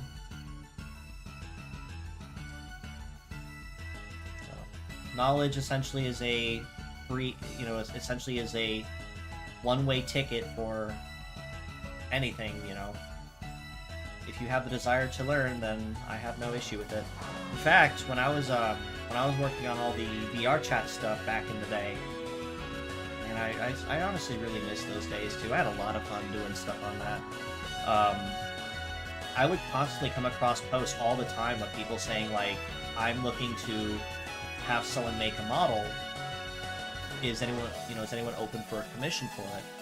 And there would be constant posts, like, non-stop of people saying, "Oh, I offer, I do models commissions, MMD stuff. What do you want?" Or Vroid. Actually, no, it was all mostly MMD still, because Vroid hadn't come out yet. Or if it did, it was in, like, super early alpha and not near as robust as it is now. But almost 8 out of 10 times, these same people would come back within a few months and say, "Yeah, my model got stolen." Or I want to create a model, but I don't have money to pay anybody. Is there anyone that's willing to take on a request? And I would make it a point to try to snipe those people whenever I saw them in the comments. And I would tell them up front, "Hey, I'm self-taught. I've done this for a while. I can teach you how to make your own stuff. Would you like to know?" And they'd say, "Yeah, absolutely. What do I owe?" And I told them, "I'm not going to charge you anything for it except your time, because I could have you, on your feet making your own stuff in like 2 hours with, teaching you the basic information, because I feel that there should not be a cost on the willingness to learn, the love, the thirst for knowledge. It's just something you can't put a price on, personally, in my opinion. So, to me, if you want to learn how to make a model, for instance, and you show me that you want to learn, and you're gonna put in the effort, to practice and acknowledge what I'm trying to cover, then I'm not gonna ask you for a cent, because you're basically me, because I'm investing in the fact that you're gonna be able to make all your own stuff and have fun doing it, because that's the most important thing, is having fun as a content creator. And I've had a couple people actually, I'll catch their posts every now and then working on stuff, and they're already like 8 or 9 models in, working on a secret project or something incoming, and they just start banging out all these like really creative modified models or whatever the case may be, and it makes me feel really good, because I don't want to charge for that. I don't think it should come with a cost, because you've already paid me with the time of wanting to understand the process, and now you're reaping the benefits of wanting to learn, so you can make all your own stuff. That's what's most important to me, is the willingness to put the time into learning and understanding. And if you're willing to do that, then you can go anywhere in life, honestly. That's exactly why I got started with content creation too. Like, let me see. I've wanted to do, have art of friends of mine doing stuff and whatever, but unfortunately I've not been in the position super frequently where I could commission people to draw or do that. So that's why I took up a bunch of the talents that I have, is because I don't have the ability, I don't have the funds for it, but most importantly, I want wrong layer, there we go. Being able to know how to do it myself is more important and more valuable to me, because if I ever find someone in the situation that I'm in, where they want to learn but they don't have the funds, they're just starting out, I want to be that person for them.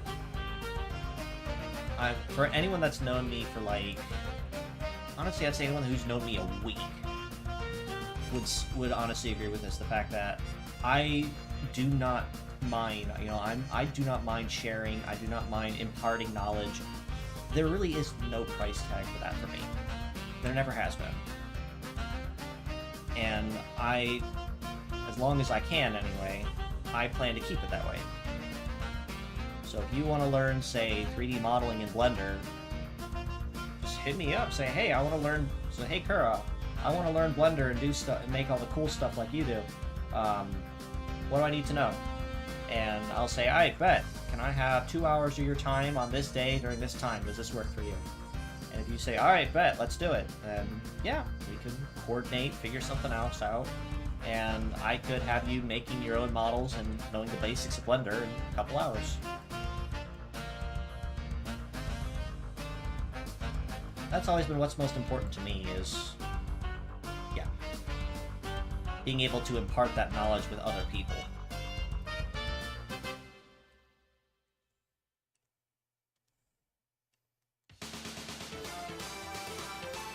Just like that. That actually came out really good. I'm happy with that.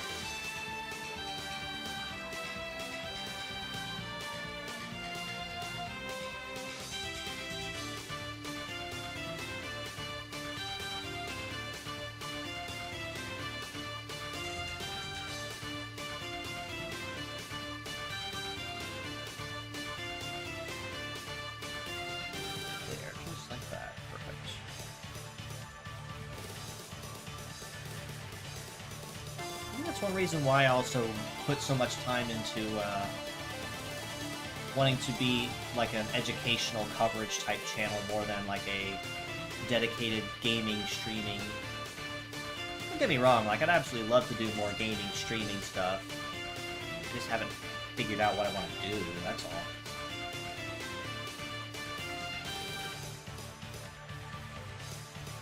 Honestly, I like teaching people. I always have. So, works out for me. In fact, I've actually told people this a lot. Tuesday's one of my favorite days of the week because, A, mostly meta news, but also because I get to talk about it again and teach people teach people more stuff. That's always been what's most important.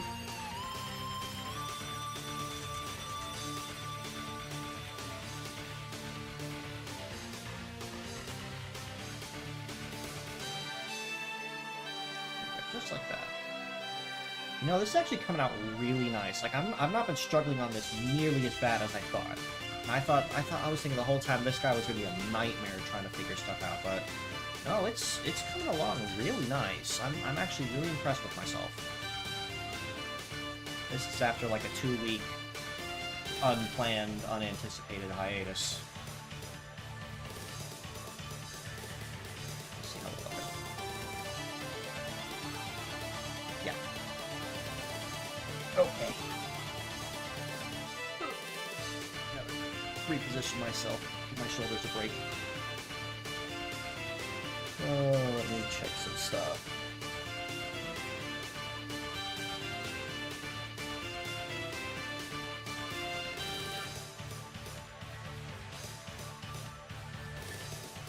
Let me see.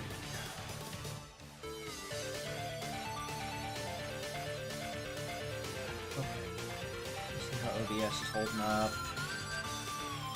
Yeah, I've not dropped any frames at all, except for that one little mini hiccup, it looks like 0.1%. I dig it. I'm happy with this. I am super happy. So yeah, I think my rig was just slowly burning out, and that's why it was struggling for so much. So I appreciate that. There we go. Check some stuff. Okay. So let me think. So the next piece I want to do ultimately is that wheel. Not exactly looking forward to it.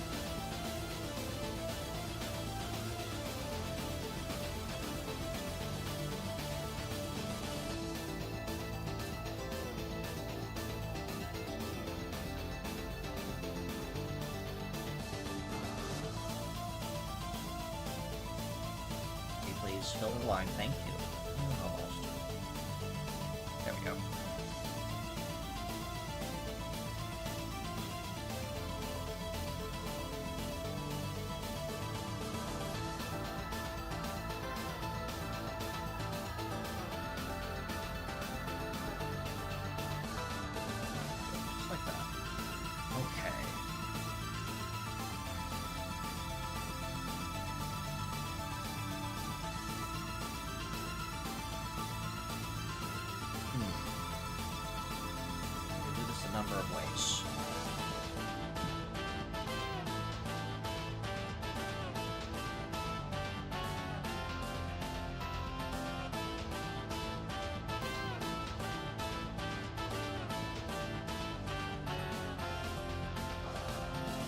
try something.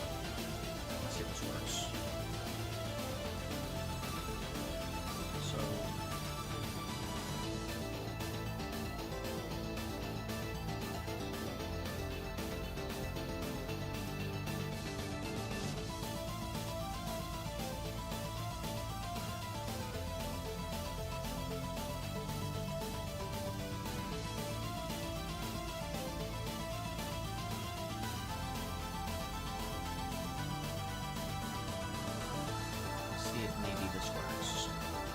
does. I think it's a galaxy brain moment.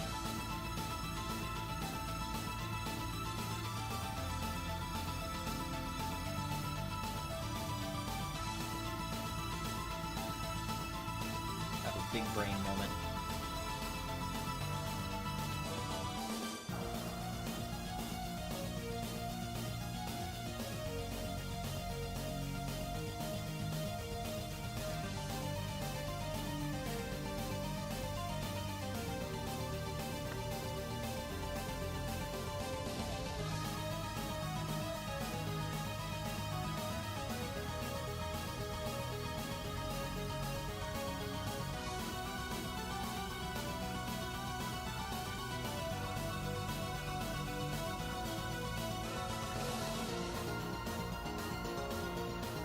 Make these gears super complex. I'm gonna try.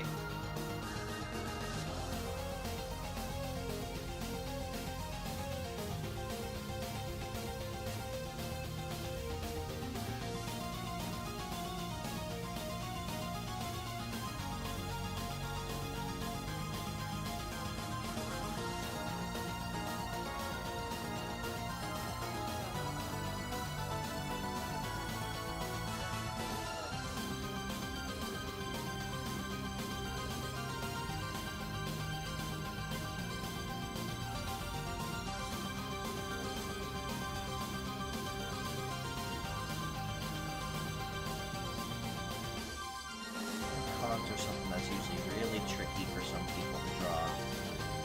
Hindsight, I probably should have thought about that before I went and ran my mouth with a steampunk-themed style.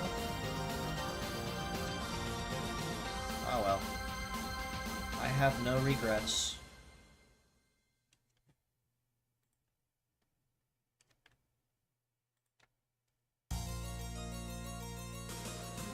I actually had someone ask me, I don't remember when, it was within the last couple of weeks, people I'd like to see, possibly guest on the MNN, on my own channel.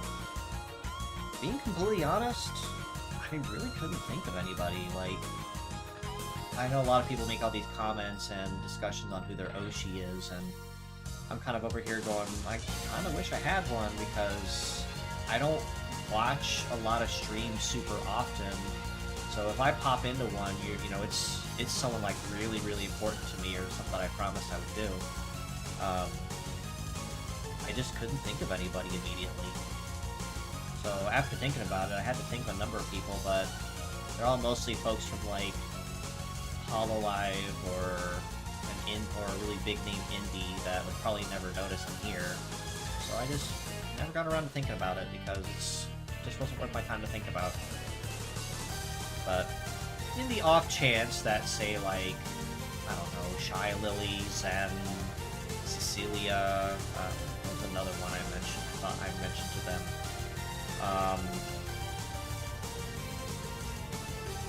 There was another one that I said, who was it? It was Henya, that was it. Like, if any one of those people decided, shot a message my way or tagged me and says, hey, are the workshop, hey, Kuura, are the workshop doors open? I'd like to visit. I'd tell them, alright, bet. I'd love to coordinate with you. But I just kind of run on the expectation it wouldn't happen. It'd be nice if it did, but I'm not going to pressure them. They have all those things on their own channels they have to do. I don't want to be a bother to them.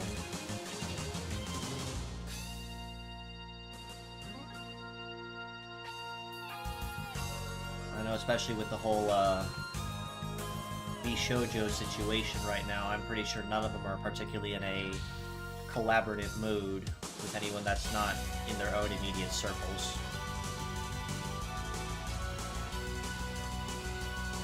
I'll admit, though, on that topic, Shoujo is absolutely getting cooked with all the stuff that's been going on with them lately. I'm no law expert, but I've been keeping up to date with all the news and updates and such, and it's just one major bombshell of stuff after another. It's honestly kind of wild just how much has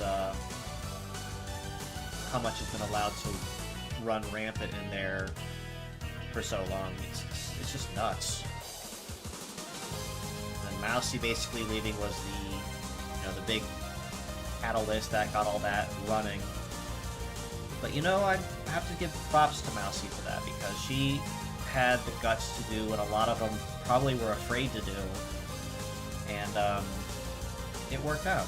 Like I have a lot of respect for Mousy and what she does, especially with her condition too.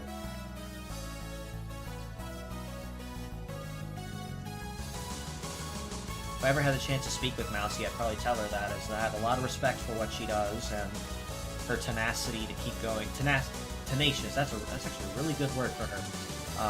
Her very tenacious spirit to want to keep going despite all the odds, and even on the days that she's feeling absolutely terrible with what she's got going on, she doesn't let it define her. And she has that fire in her belly that a lot of content creators probably spend their entire careers trying to look for. So I have a lot of respect for Mousy. I think she's definitely going a lot of places, and I wish her the best. That's really the best way I can put it.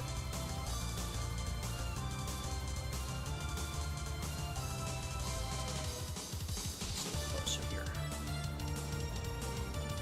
That's better.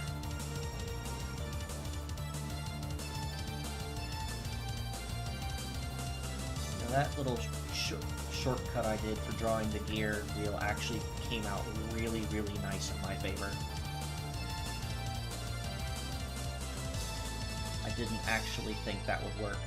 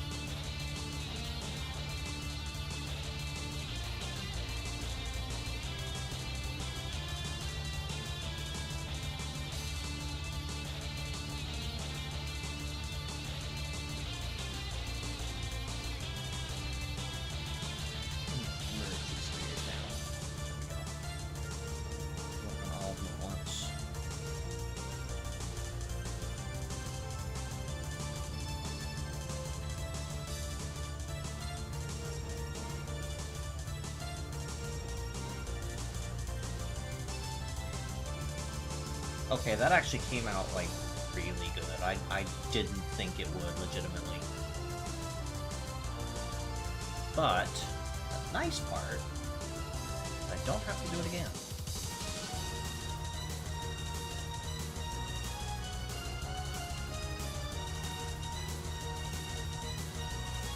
Shut this down.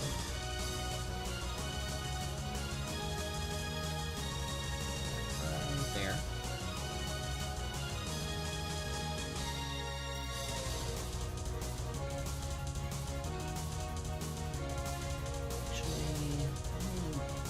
The wheels a little firmer down like this.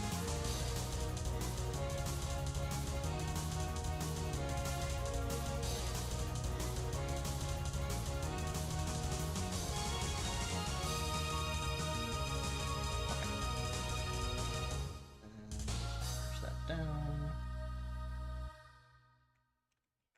I'm gonna move another one over here.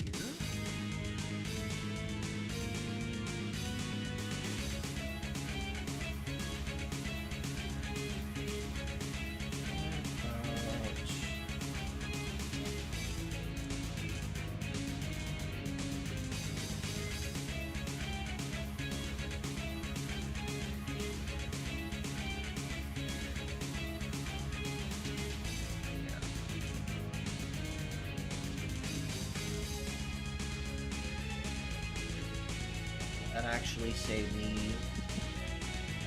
That probably saved me a buttload of time doing it this way. Now I have all my wheels drunk. It's all the ones that are visible.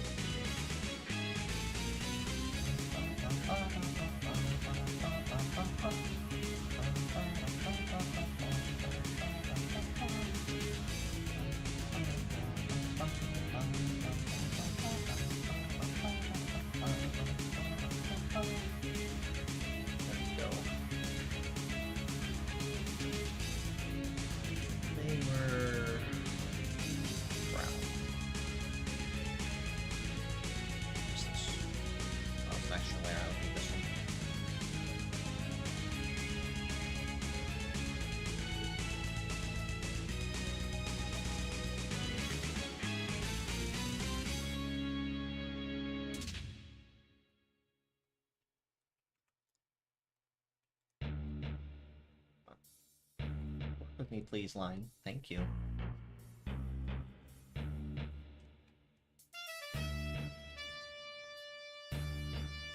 I'll basically do the same thing again. Luckily, this one doesn't need nearly as many teeth.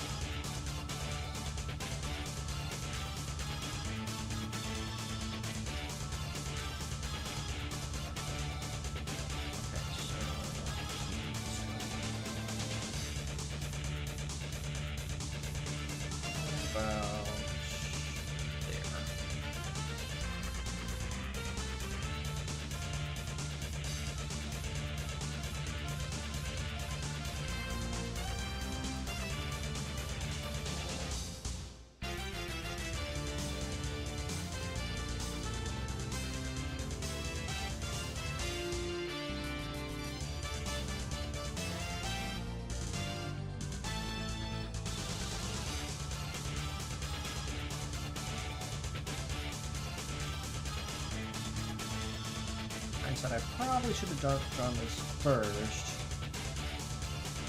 or I can just move it over the other wheel, but, you know.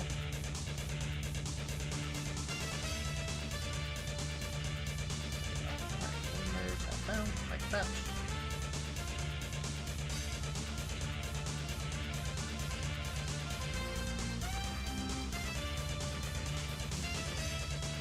And this wasn't really touching.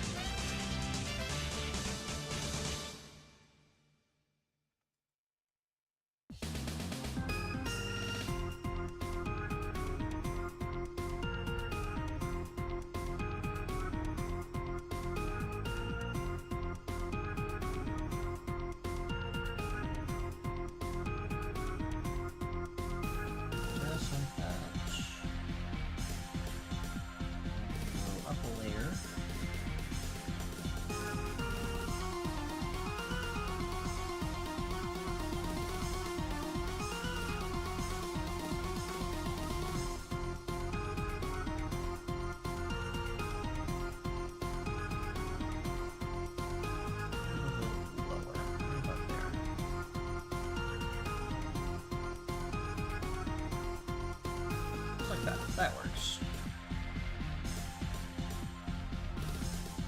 Okay, let me see. Maroon layer I've not used in a hot minute.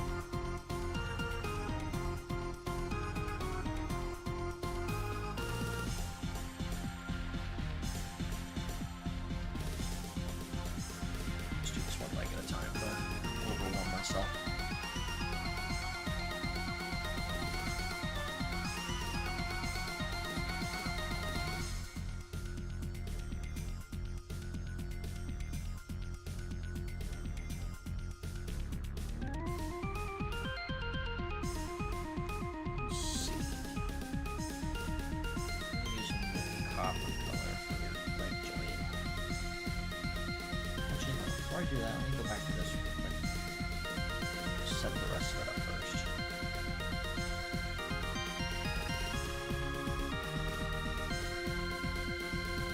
Fill in the blanks. I don't know why I'm complicating this.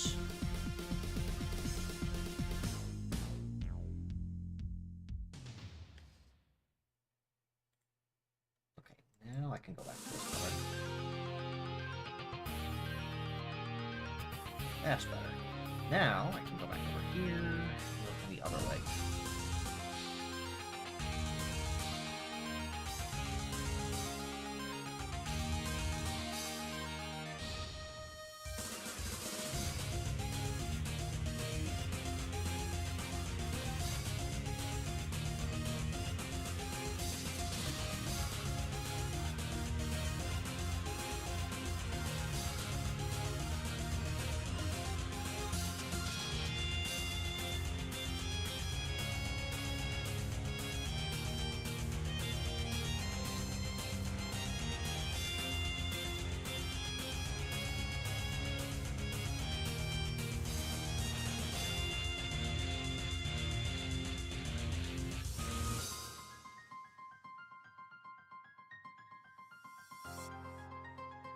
I think the wheel on the other side is at a slightly odd angle, but I can make this work.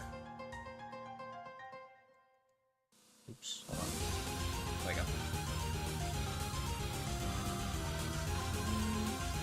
Yeah, I can still make this work.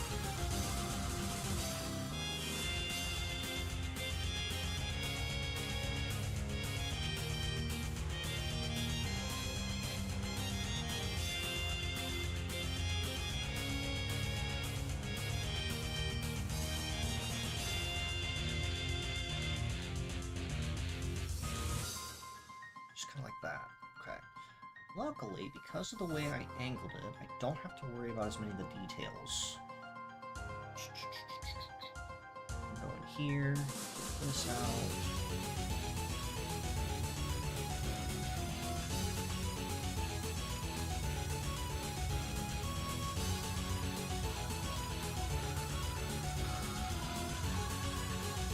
Okay, so then go back to tan, which I've not used.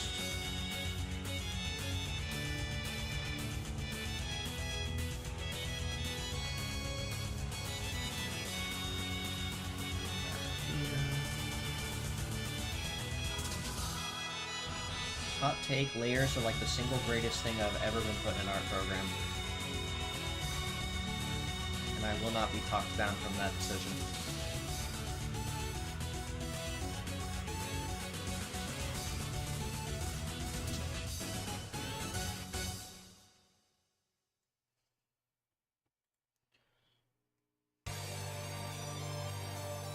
Check this again.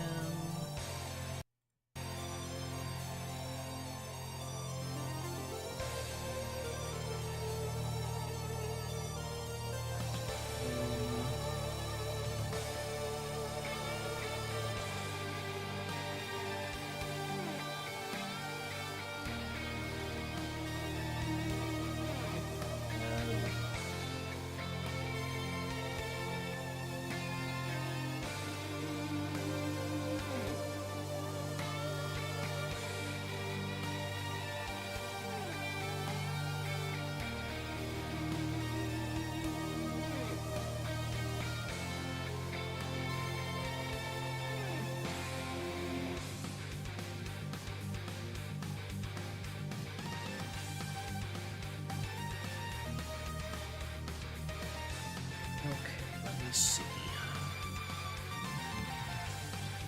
Run around here.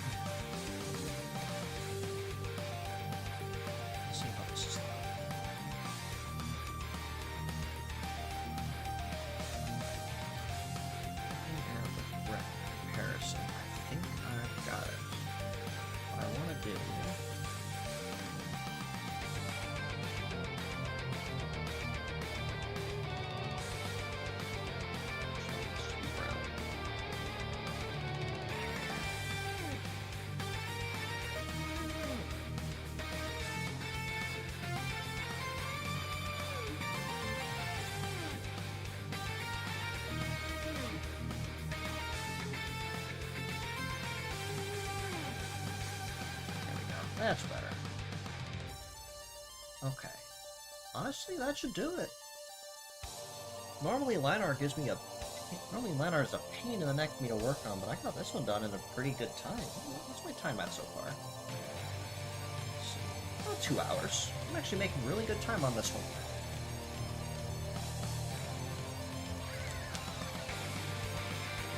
Let's see.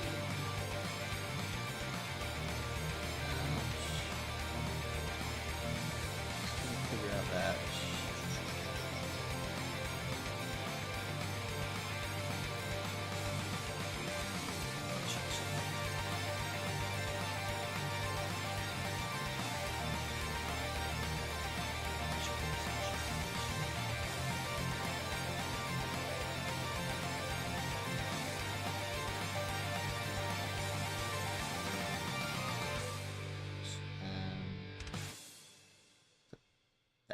That's not what I want.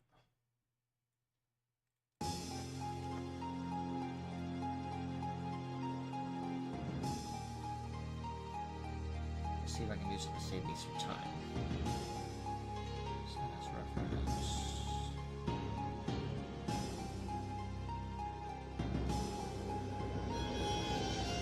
No. Okay, so I gotta do the color of the violin. That's fine. It's fine, it's fine, it's fine.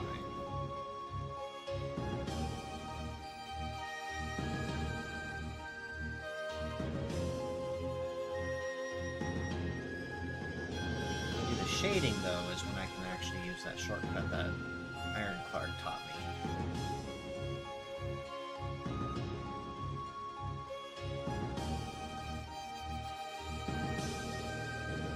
Which has been immensely invaluable to me ever since he taught it.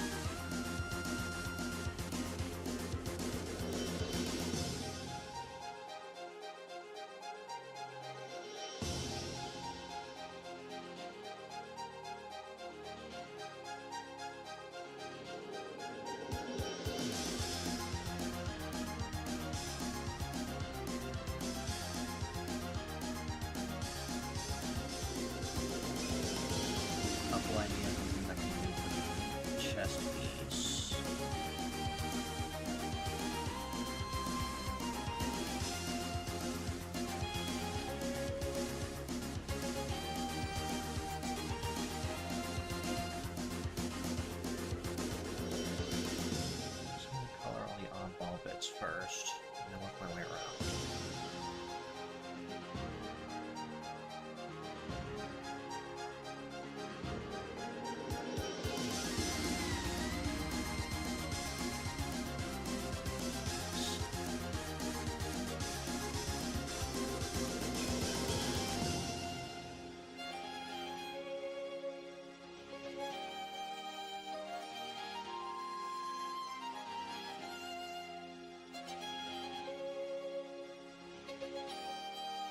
That's looking pretty good.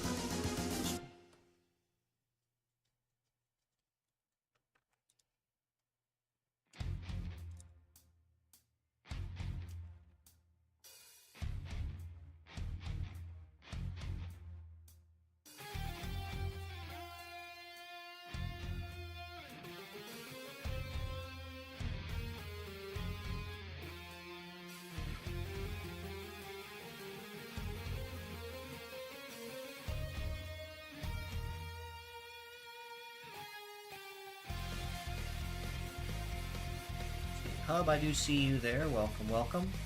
It's always nice to have a friendly face.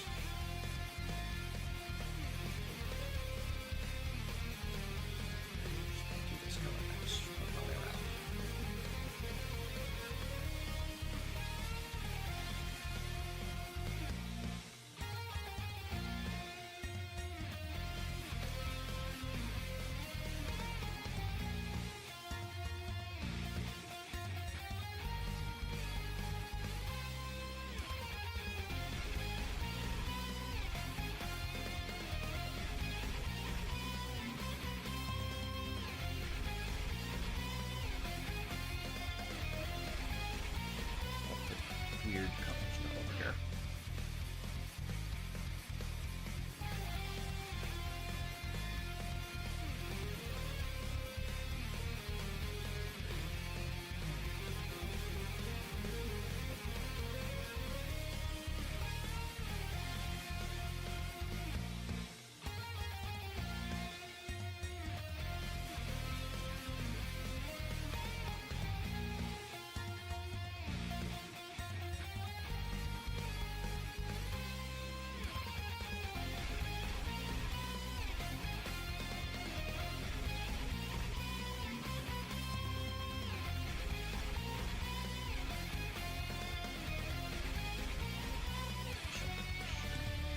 Kind of cover on it.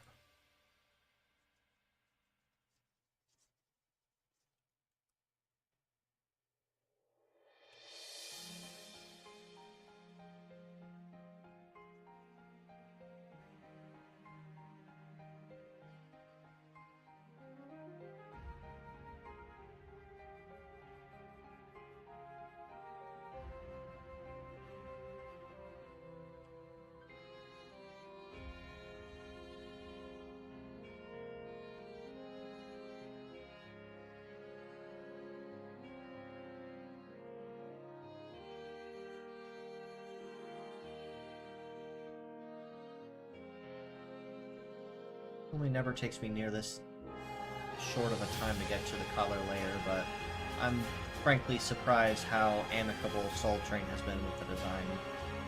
I thought those gear wheels were going to be the death of me.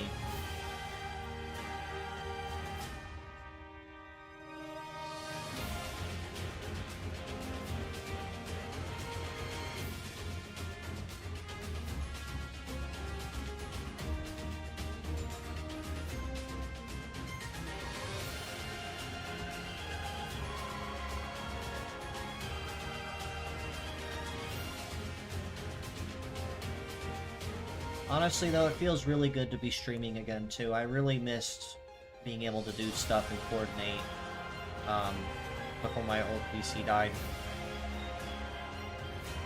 Not sure if anyone heard my eulogy to it in the stream a couple weeks ago, my first time back, but I like to think it was heartfelt.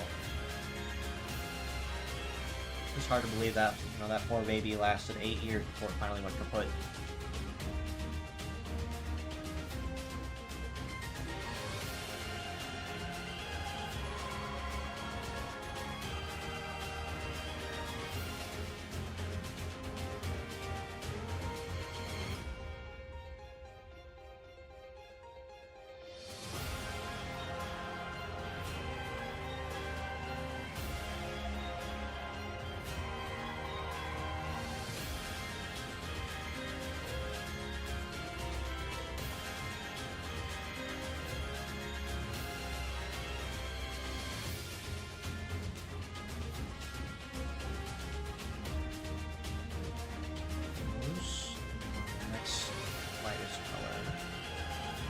Color, I guess I can call it.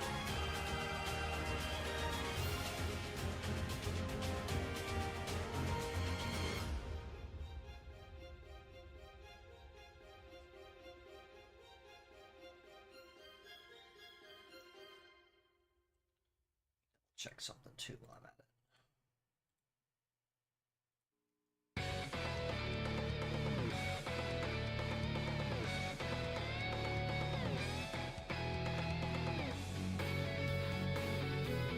In hindsight, though, looking behind it, as much as I really hate the fact I lost a 4-year streak of never failing to deliver the meta news. Part of me kind of feels relieved that I finally broke that streak, because now if I actually have to take a hiatus at some point, or if I have to step away, or I can't report for 1 week for whatever reason, I don't feel as bad having to miss it. As much as I don't want to miss weeks, because y'all kind of rely on me in order to get that news, I don't feel as bad having to miss it now because that streak's already been broken. Still, I guess I can take solace in the fact that, you know, no one's covered the news like I have. So, not like anyone else can be stealing my thunder, I guess. Not that it's my thunder to steal, but, you know.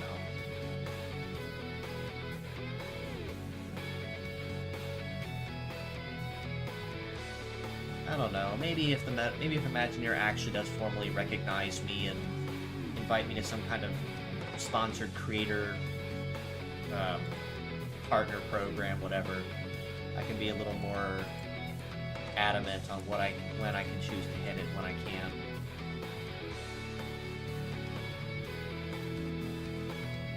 That'd be the dream, though, honestly, getting recognized by them. I kind of was already when they looked over all my entries in the previous Orimeda contest. And that's definitely not going to stop me from punching in more of them for the next one, and resubmitting the ones I felt had the strongest running. I probably won't overload them with like 15 different entries though, because I felt kind of awkward with that.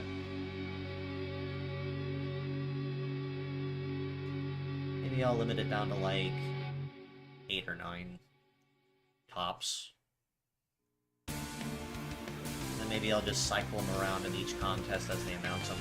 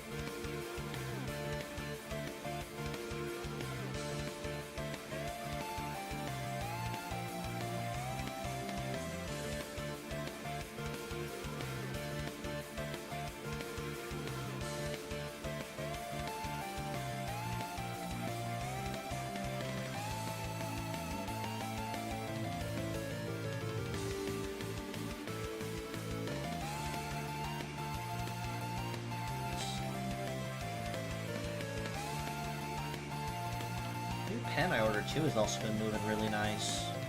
I've not had the chance to calibrate it or anything since I had it come in, but I'm just glad it came in quick. I was worried if I was going to coordinate an art stream, I'd have to deal with a pen that was given out on me. It's actually why in earlier art streams, if you notice, you might have heard a whacking of a wire in the background.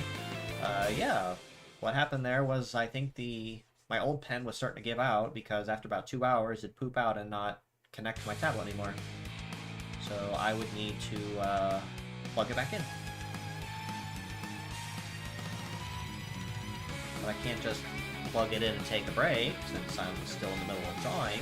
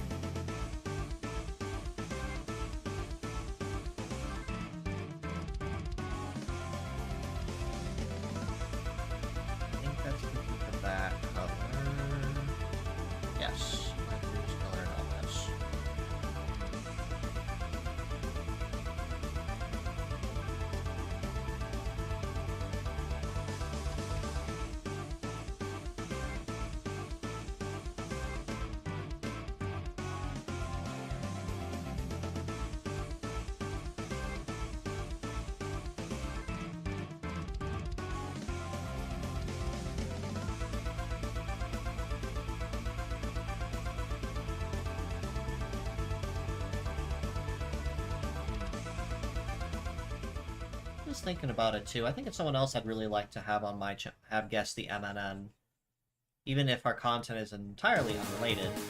Is I'd love to have Zeltic on my channel. I followed Zeltic stuff as a fellow Zelda nerd. I followed his stuff for years and always loved the stuff he's done. I love the collaborations he's done with Bandit Games, Nintendo Black Crisis, Commonwealth Realm, especially with the Zelda timelines. I always love the work they put into those.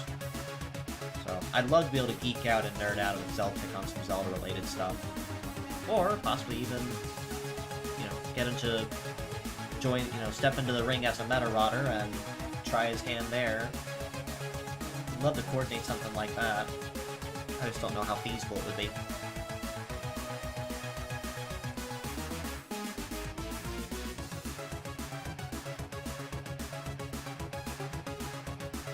I know I've pinged Zeltic twice in separate, unrelated posts, whenever I see those challenges of people you'd want to collab on your channel or whatever. But I don't want to go bugging him. I already hate randomly pinging people for stuff like that to begin with.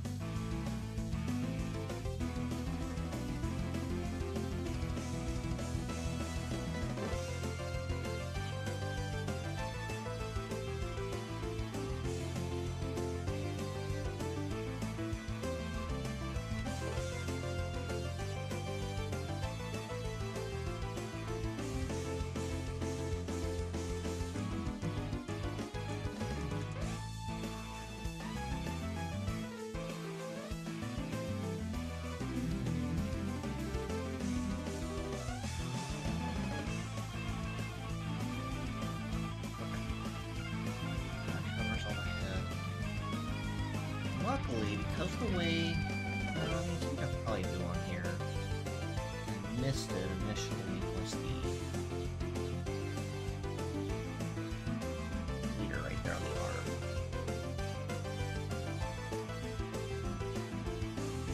There we go. That's an easy fix though. Unless I caught it early on so I can add it just as easily.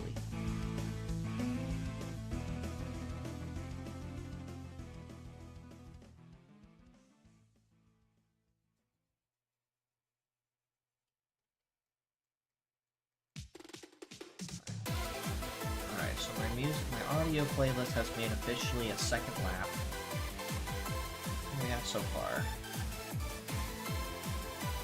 In about 2.5 hours. We're making fantastic progress. I might actually have this done in 3, being completely honest. I'll be completely shocked, actually, if I have this done under 3.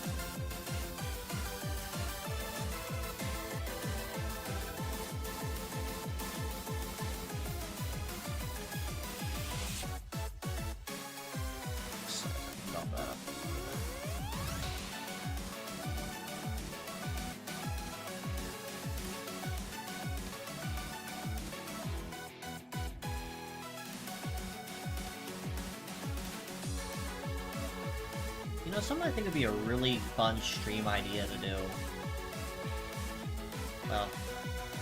Well, it'd be a fun idea to do, but that's under the assumption that there's actually people to, like, cooperate and participate in it. Would be like a live team grading kind of thing for Metarada. So, like, I could actually have people, like, send in screenshots of their teams, and, like, I could review them, you know, in real time on stream and talk about them, like, what their big point, you know, what their strong points are, what their weak point, you know, points of concern, things to look out for, suggestions to fix it, if any. I think that'd be a really cool idea for a stream. Problem, though, is I actually would need people to, like, submit entries for me to grade and review. You know, it's times like that I do kind of wish that Metarot was as popular, if not more popular, than Pokemon, so I could actually do that and there'd be a consistent group of people, or community of people that would be participating in that. Kind of like how, there's that unofficial battle simulator, Pokemon Showdown, I think it's called. It'd be cool if there was like a Metarot equivalent to that.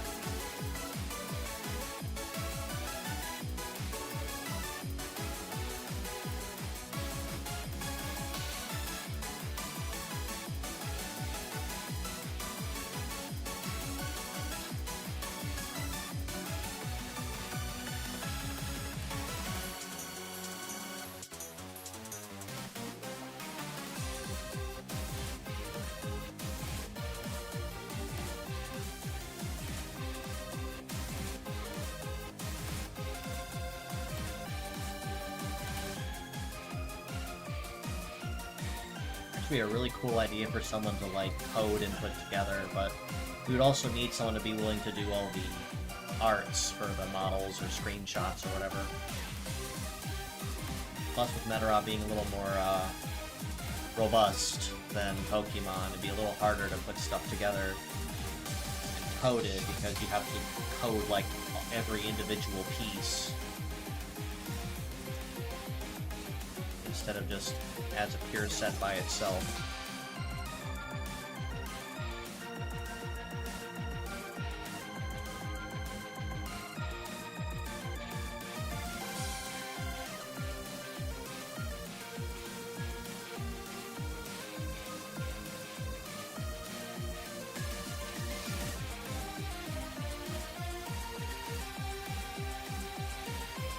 It'd be a cool idea, though.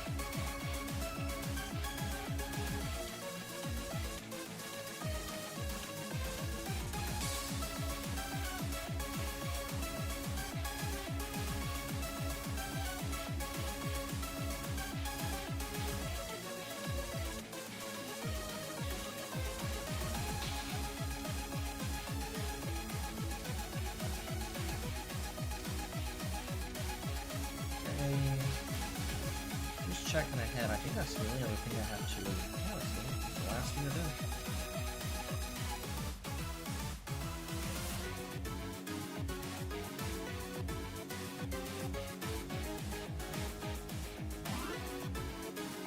See if I can possibly take some shortcuts with this one. I don't think I'll be able to, but it's worth a try. This wheel is smaller. I don't think it should take nearly as long as the other one.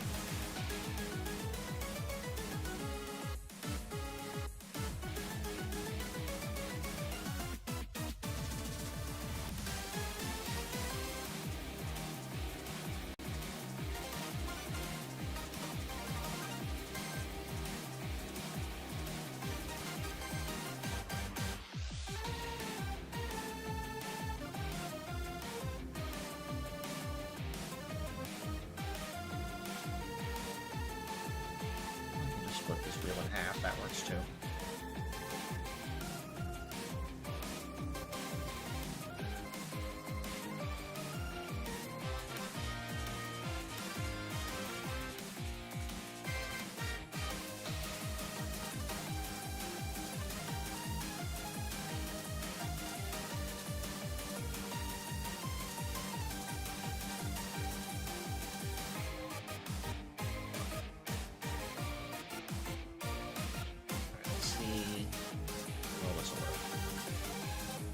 Cool.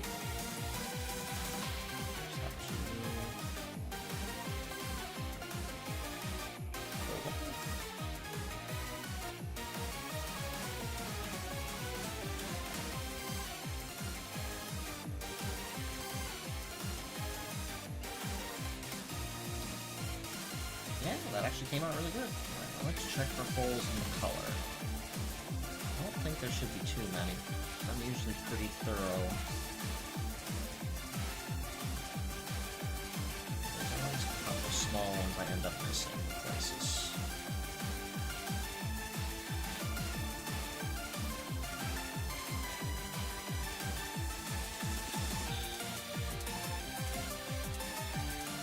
Oh, everything's looking good.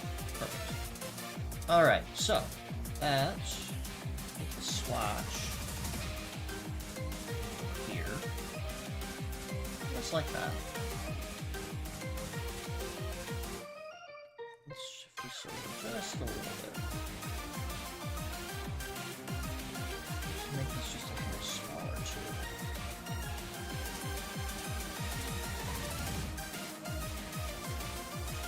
This will allow me to move this over a little bit more up the corner. Up there. Let's see.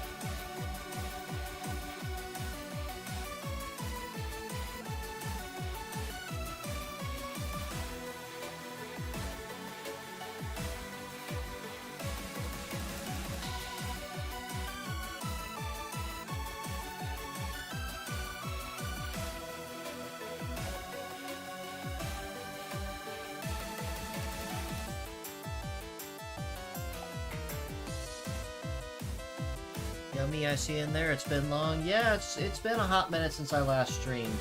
You can thank my old rig dying out on me for that.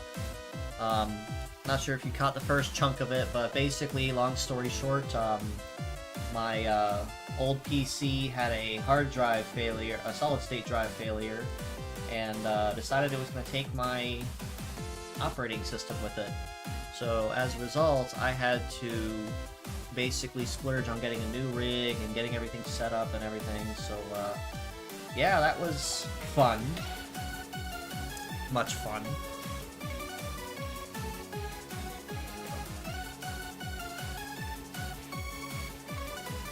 Yeah, I had to pay a pretty penny to get stuff rescued from my old solid state, but luckily I did get it all, so everything's safe. Plus, I think it was kind of due for a new rig anyway, because at that point I actually technically had the oldest PC in the house.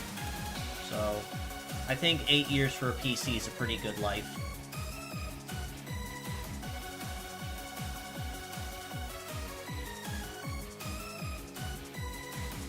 But I got a new rig that's been so far treating me very, very nicely. So far I've not experienced any frame drops either with it, so I think that might have been part of the reason my last stream was so bad. I don't want to jinx anything yet though.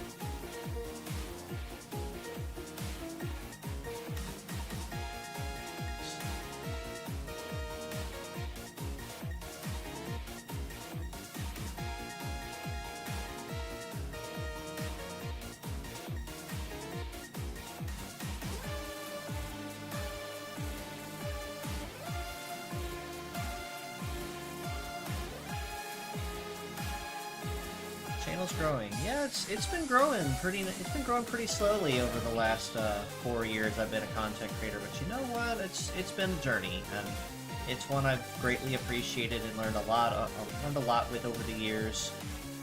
Made lots of friends, learned lots of new tips and tricks to improve how I give you guys the news. So it's been fun. I've greatly enjoyed my time as a content creator, and I would not trade it for anything.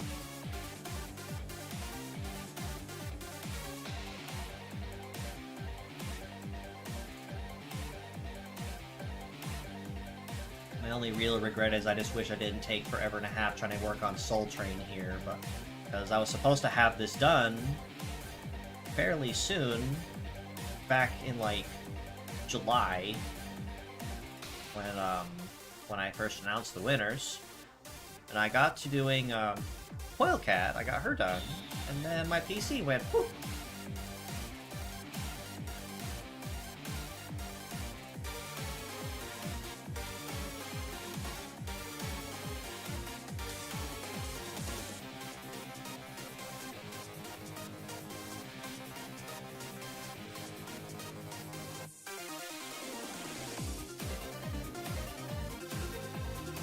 Yes, I use Clip Studio. I have for years.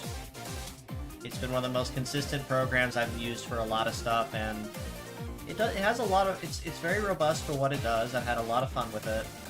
Originally, before this, I used GIMP, and I still do. I still use GIMP for a lot of stuff. But I just love the usability that Clip Studio has. Buying the license is definitely 100% worth it. I'm just glad it recognized me when I had to reinstall Clip's CSP on the new PC. That was a pain in the neck, having to reconfigure.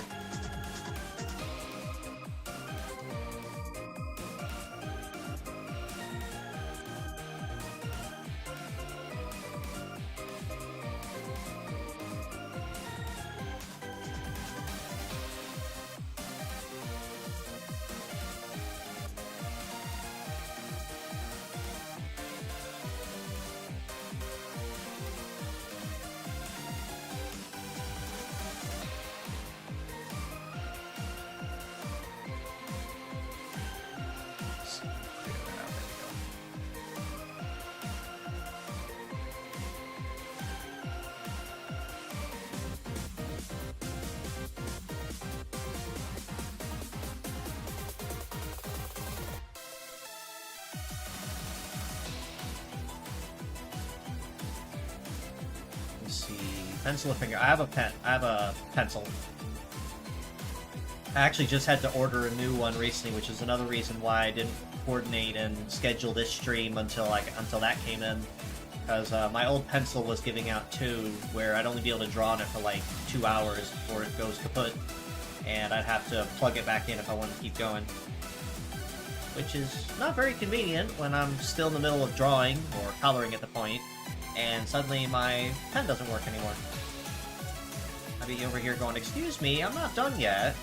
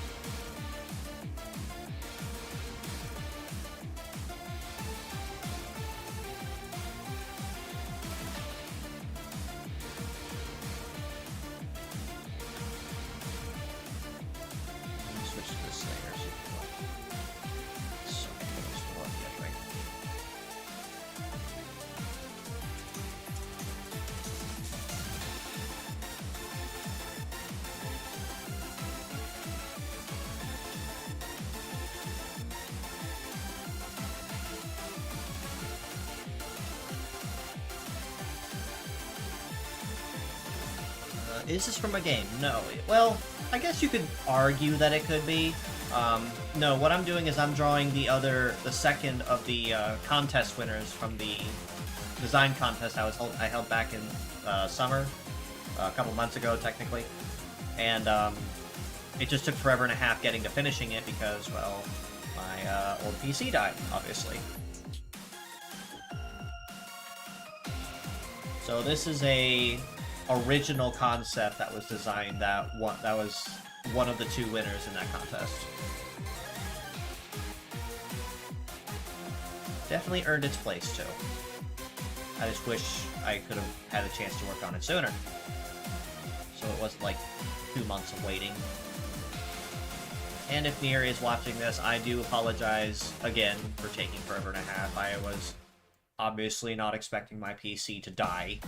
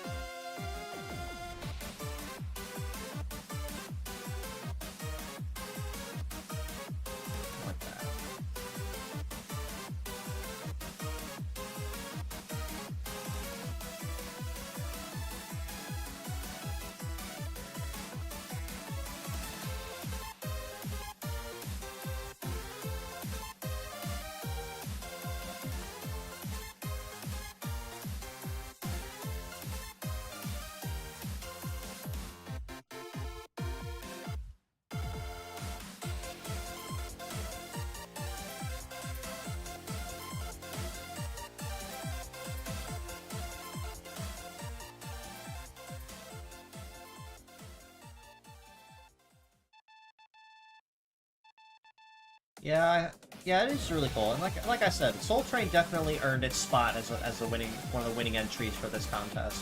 And I'm actually getting ready to host another one here sometime very soon. I'd say within the next what day is it now? The 5th of September. I would say in the next 1 to 2 weeks, 2.5 weeks tops, I'll probably make a formal announcement for it. But basically, that contest is going to be running concurrent with Medarot Day, leading up to the end of November, since November 28th is Medarot Day, obviously. So I'm gonna be running a free-for-all with no prompt requirement or a theme requirement. I also have a plan to make this one a whole lot more lucrative for participants and more incentivized to win, so I can get more entries to possibly grade and even have friends on board with me to coordinate a collab stream, and we could like go over all of them together. I haven't fully figured out what it is exactly. I'm thinking it's part of it, aside from, you know, the personalized art I've been doing, because I enjoy doing that, is a cash prize. I just haven't figured out how much yet, or how much I'm able to swing if I decide to do that. But for the first time, I'm actually able to consider such as an option.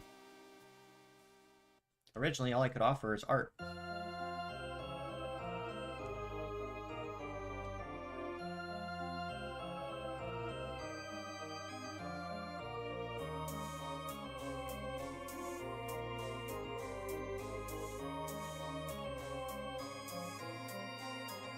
Not that anyone, I think, would complain about free art of their original concept, but, you know.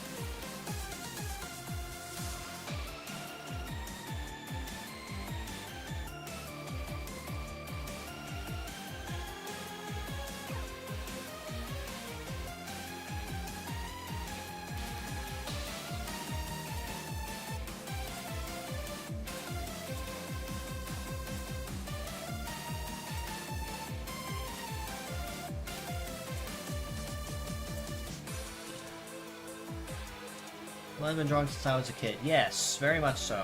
I've always been very active in drawing.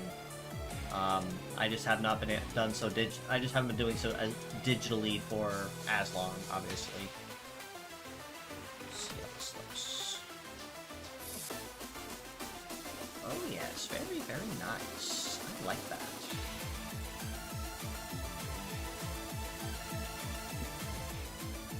Oh, there we go.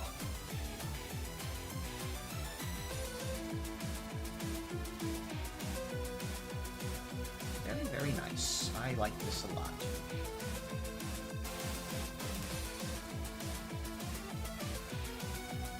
what I can do now... Right. Let's see this real quick.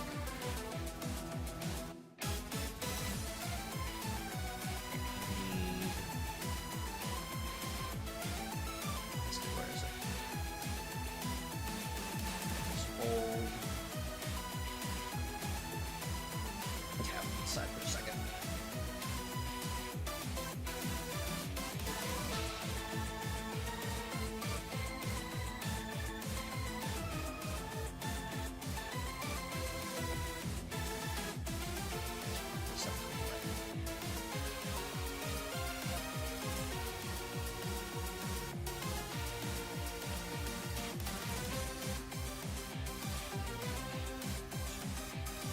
That's better, that's better.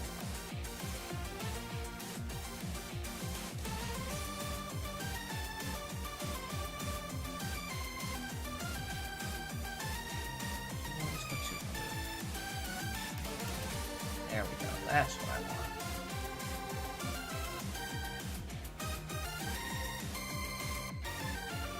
Alright, this one... Micro Sun...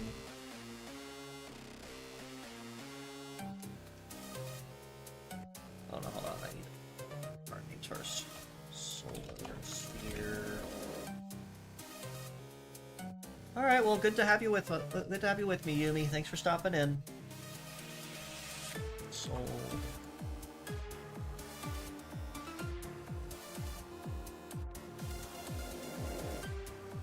I'm gonna switch the names on these though. I think having two of the same part name on here is gonna throw stuff off. So I'm gonna name one Uno del Sol and the other Dos del Sol. Gear tracks. And that's just so that I can keep track of them a little better.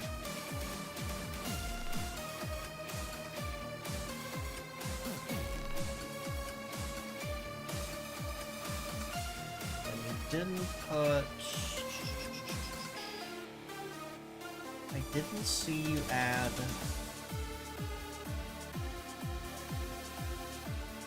leg ability.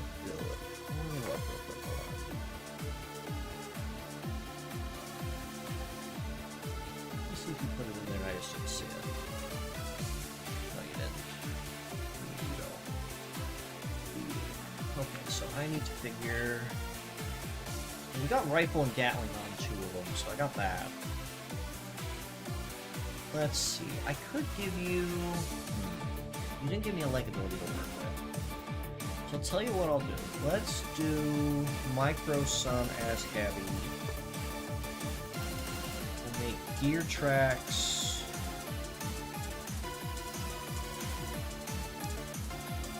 Heavy 1.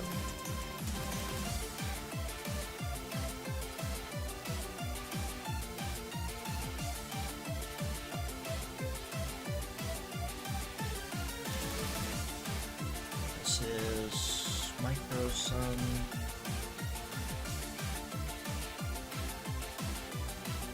Rifle. Gatling.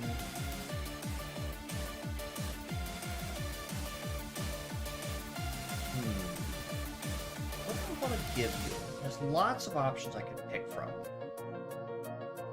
I could do momentum.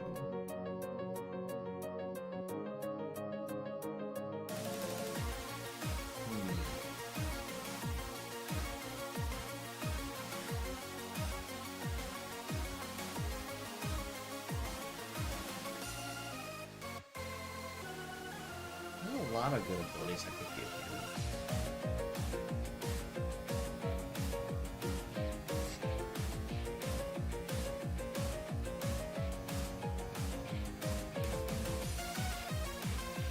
Let me check something real quick. I'm gonna check my Master Skills Guide. just look at a couple options of things I could do. There are lots of possibilities I could give you. I did not see you add one.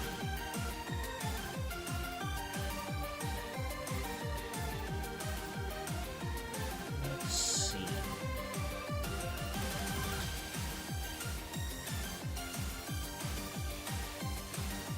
Successive power up should. Ooh, I could give you bullet charge. Yeah, let's do that. Let's give you bullet charge.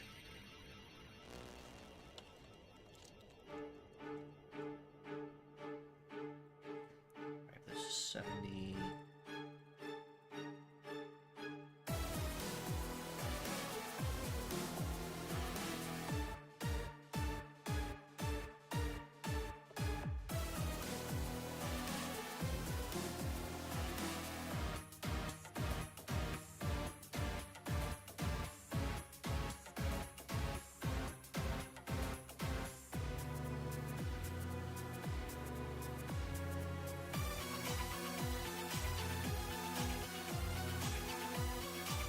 Okay, so I have that. I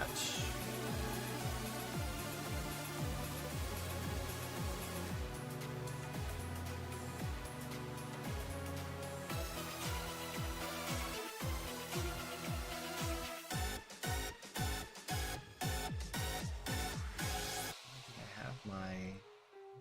Oops. That's not what I want.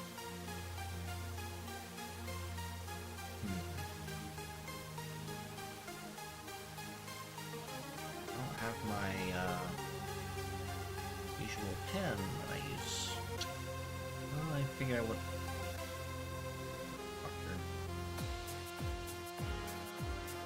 No.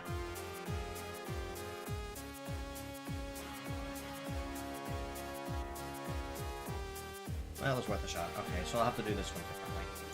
Alright, well, not a big deal.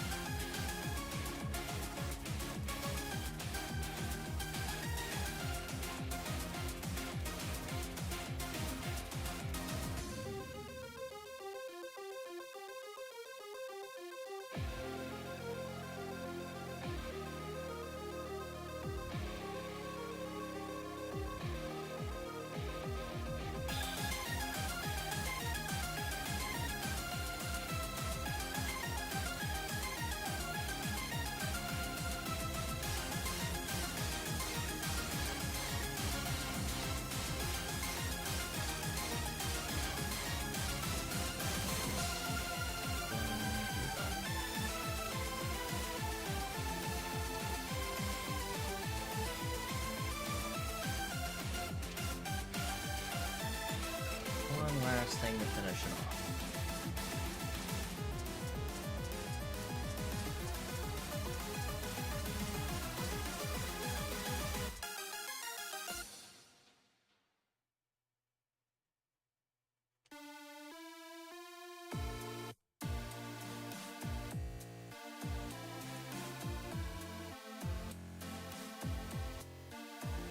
Alright, I'd say that should do it. I'm pretty happy with how well it came out. It'd be a hot minute to figure out a pose I'd want to put Soul Train in, but I think it came out pretty good. I have no complaints. I just had to figure out what to do with the kit, though, because I did notice that you were missing a couple things on it, but that was really easy to fix. Not really anything to worry about. I'm just going to go ahead and hide... Where is it? That. I don't see it anymore. So, honestly, it came out really good. I'm really happy with how it came out. I'm also super proud that Soul Train did such a good job and definitely earned its winning spot in the summer contest. I would like to apologize again that it took so long to get to it, but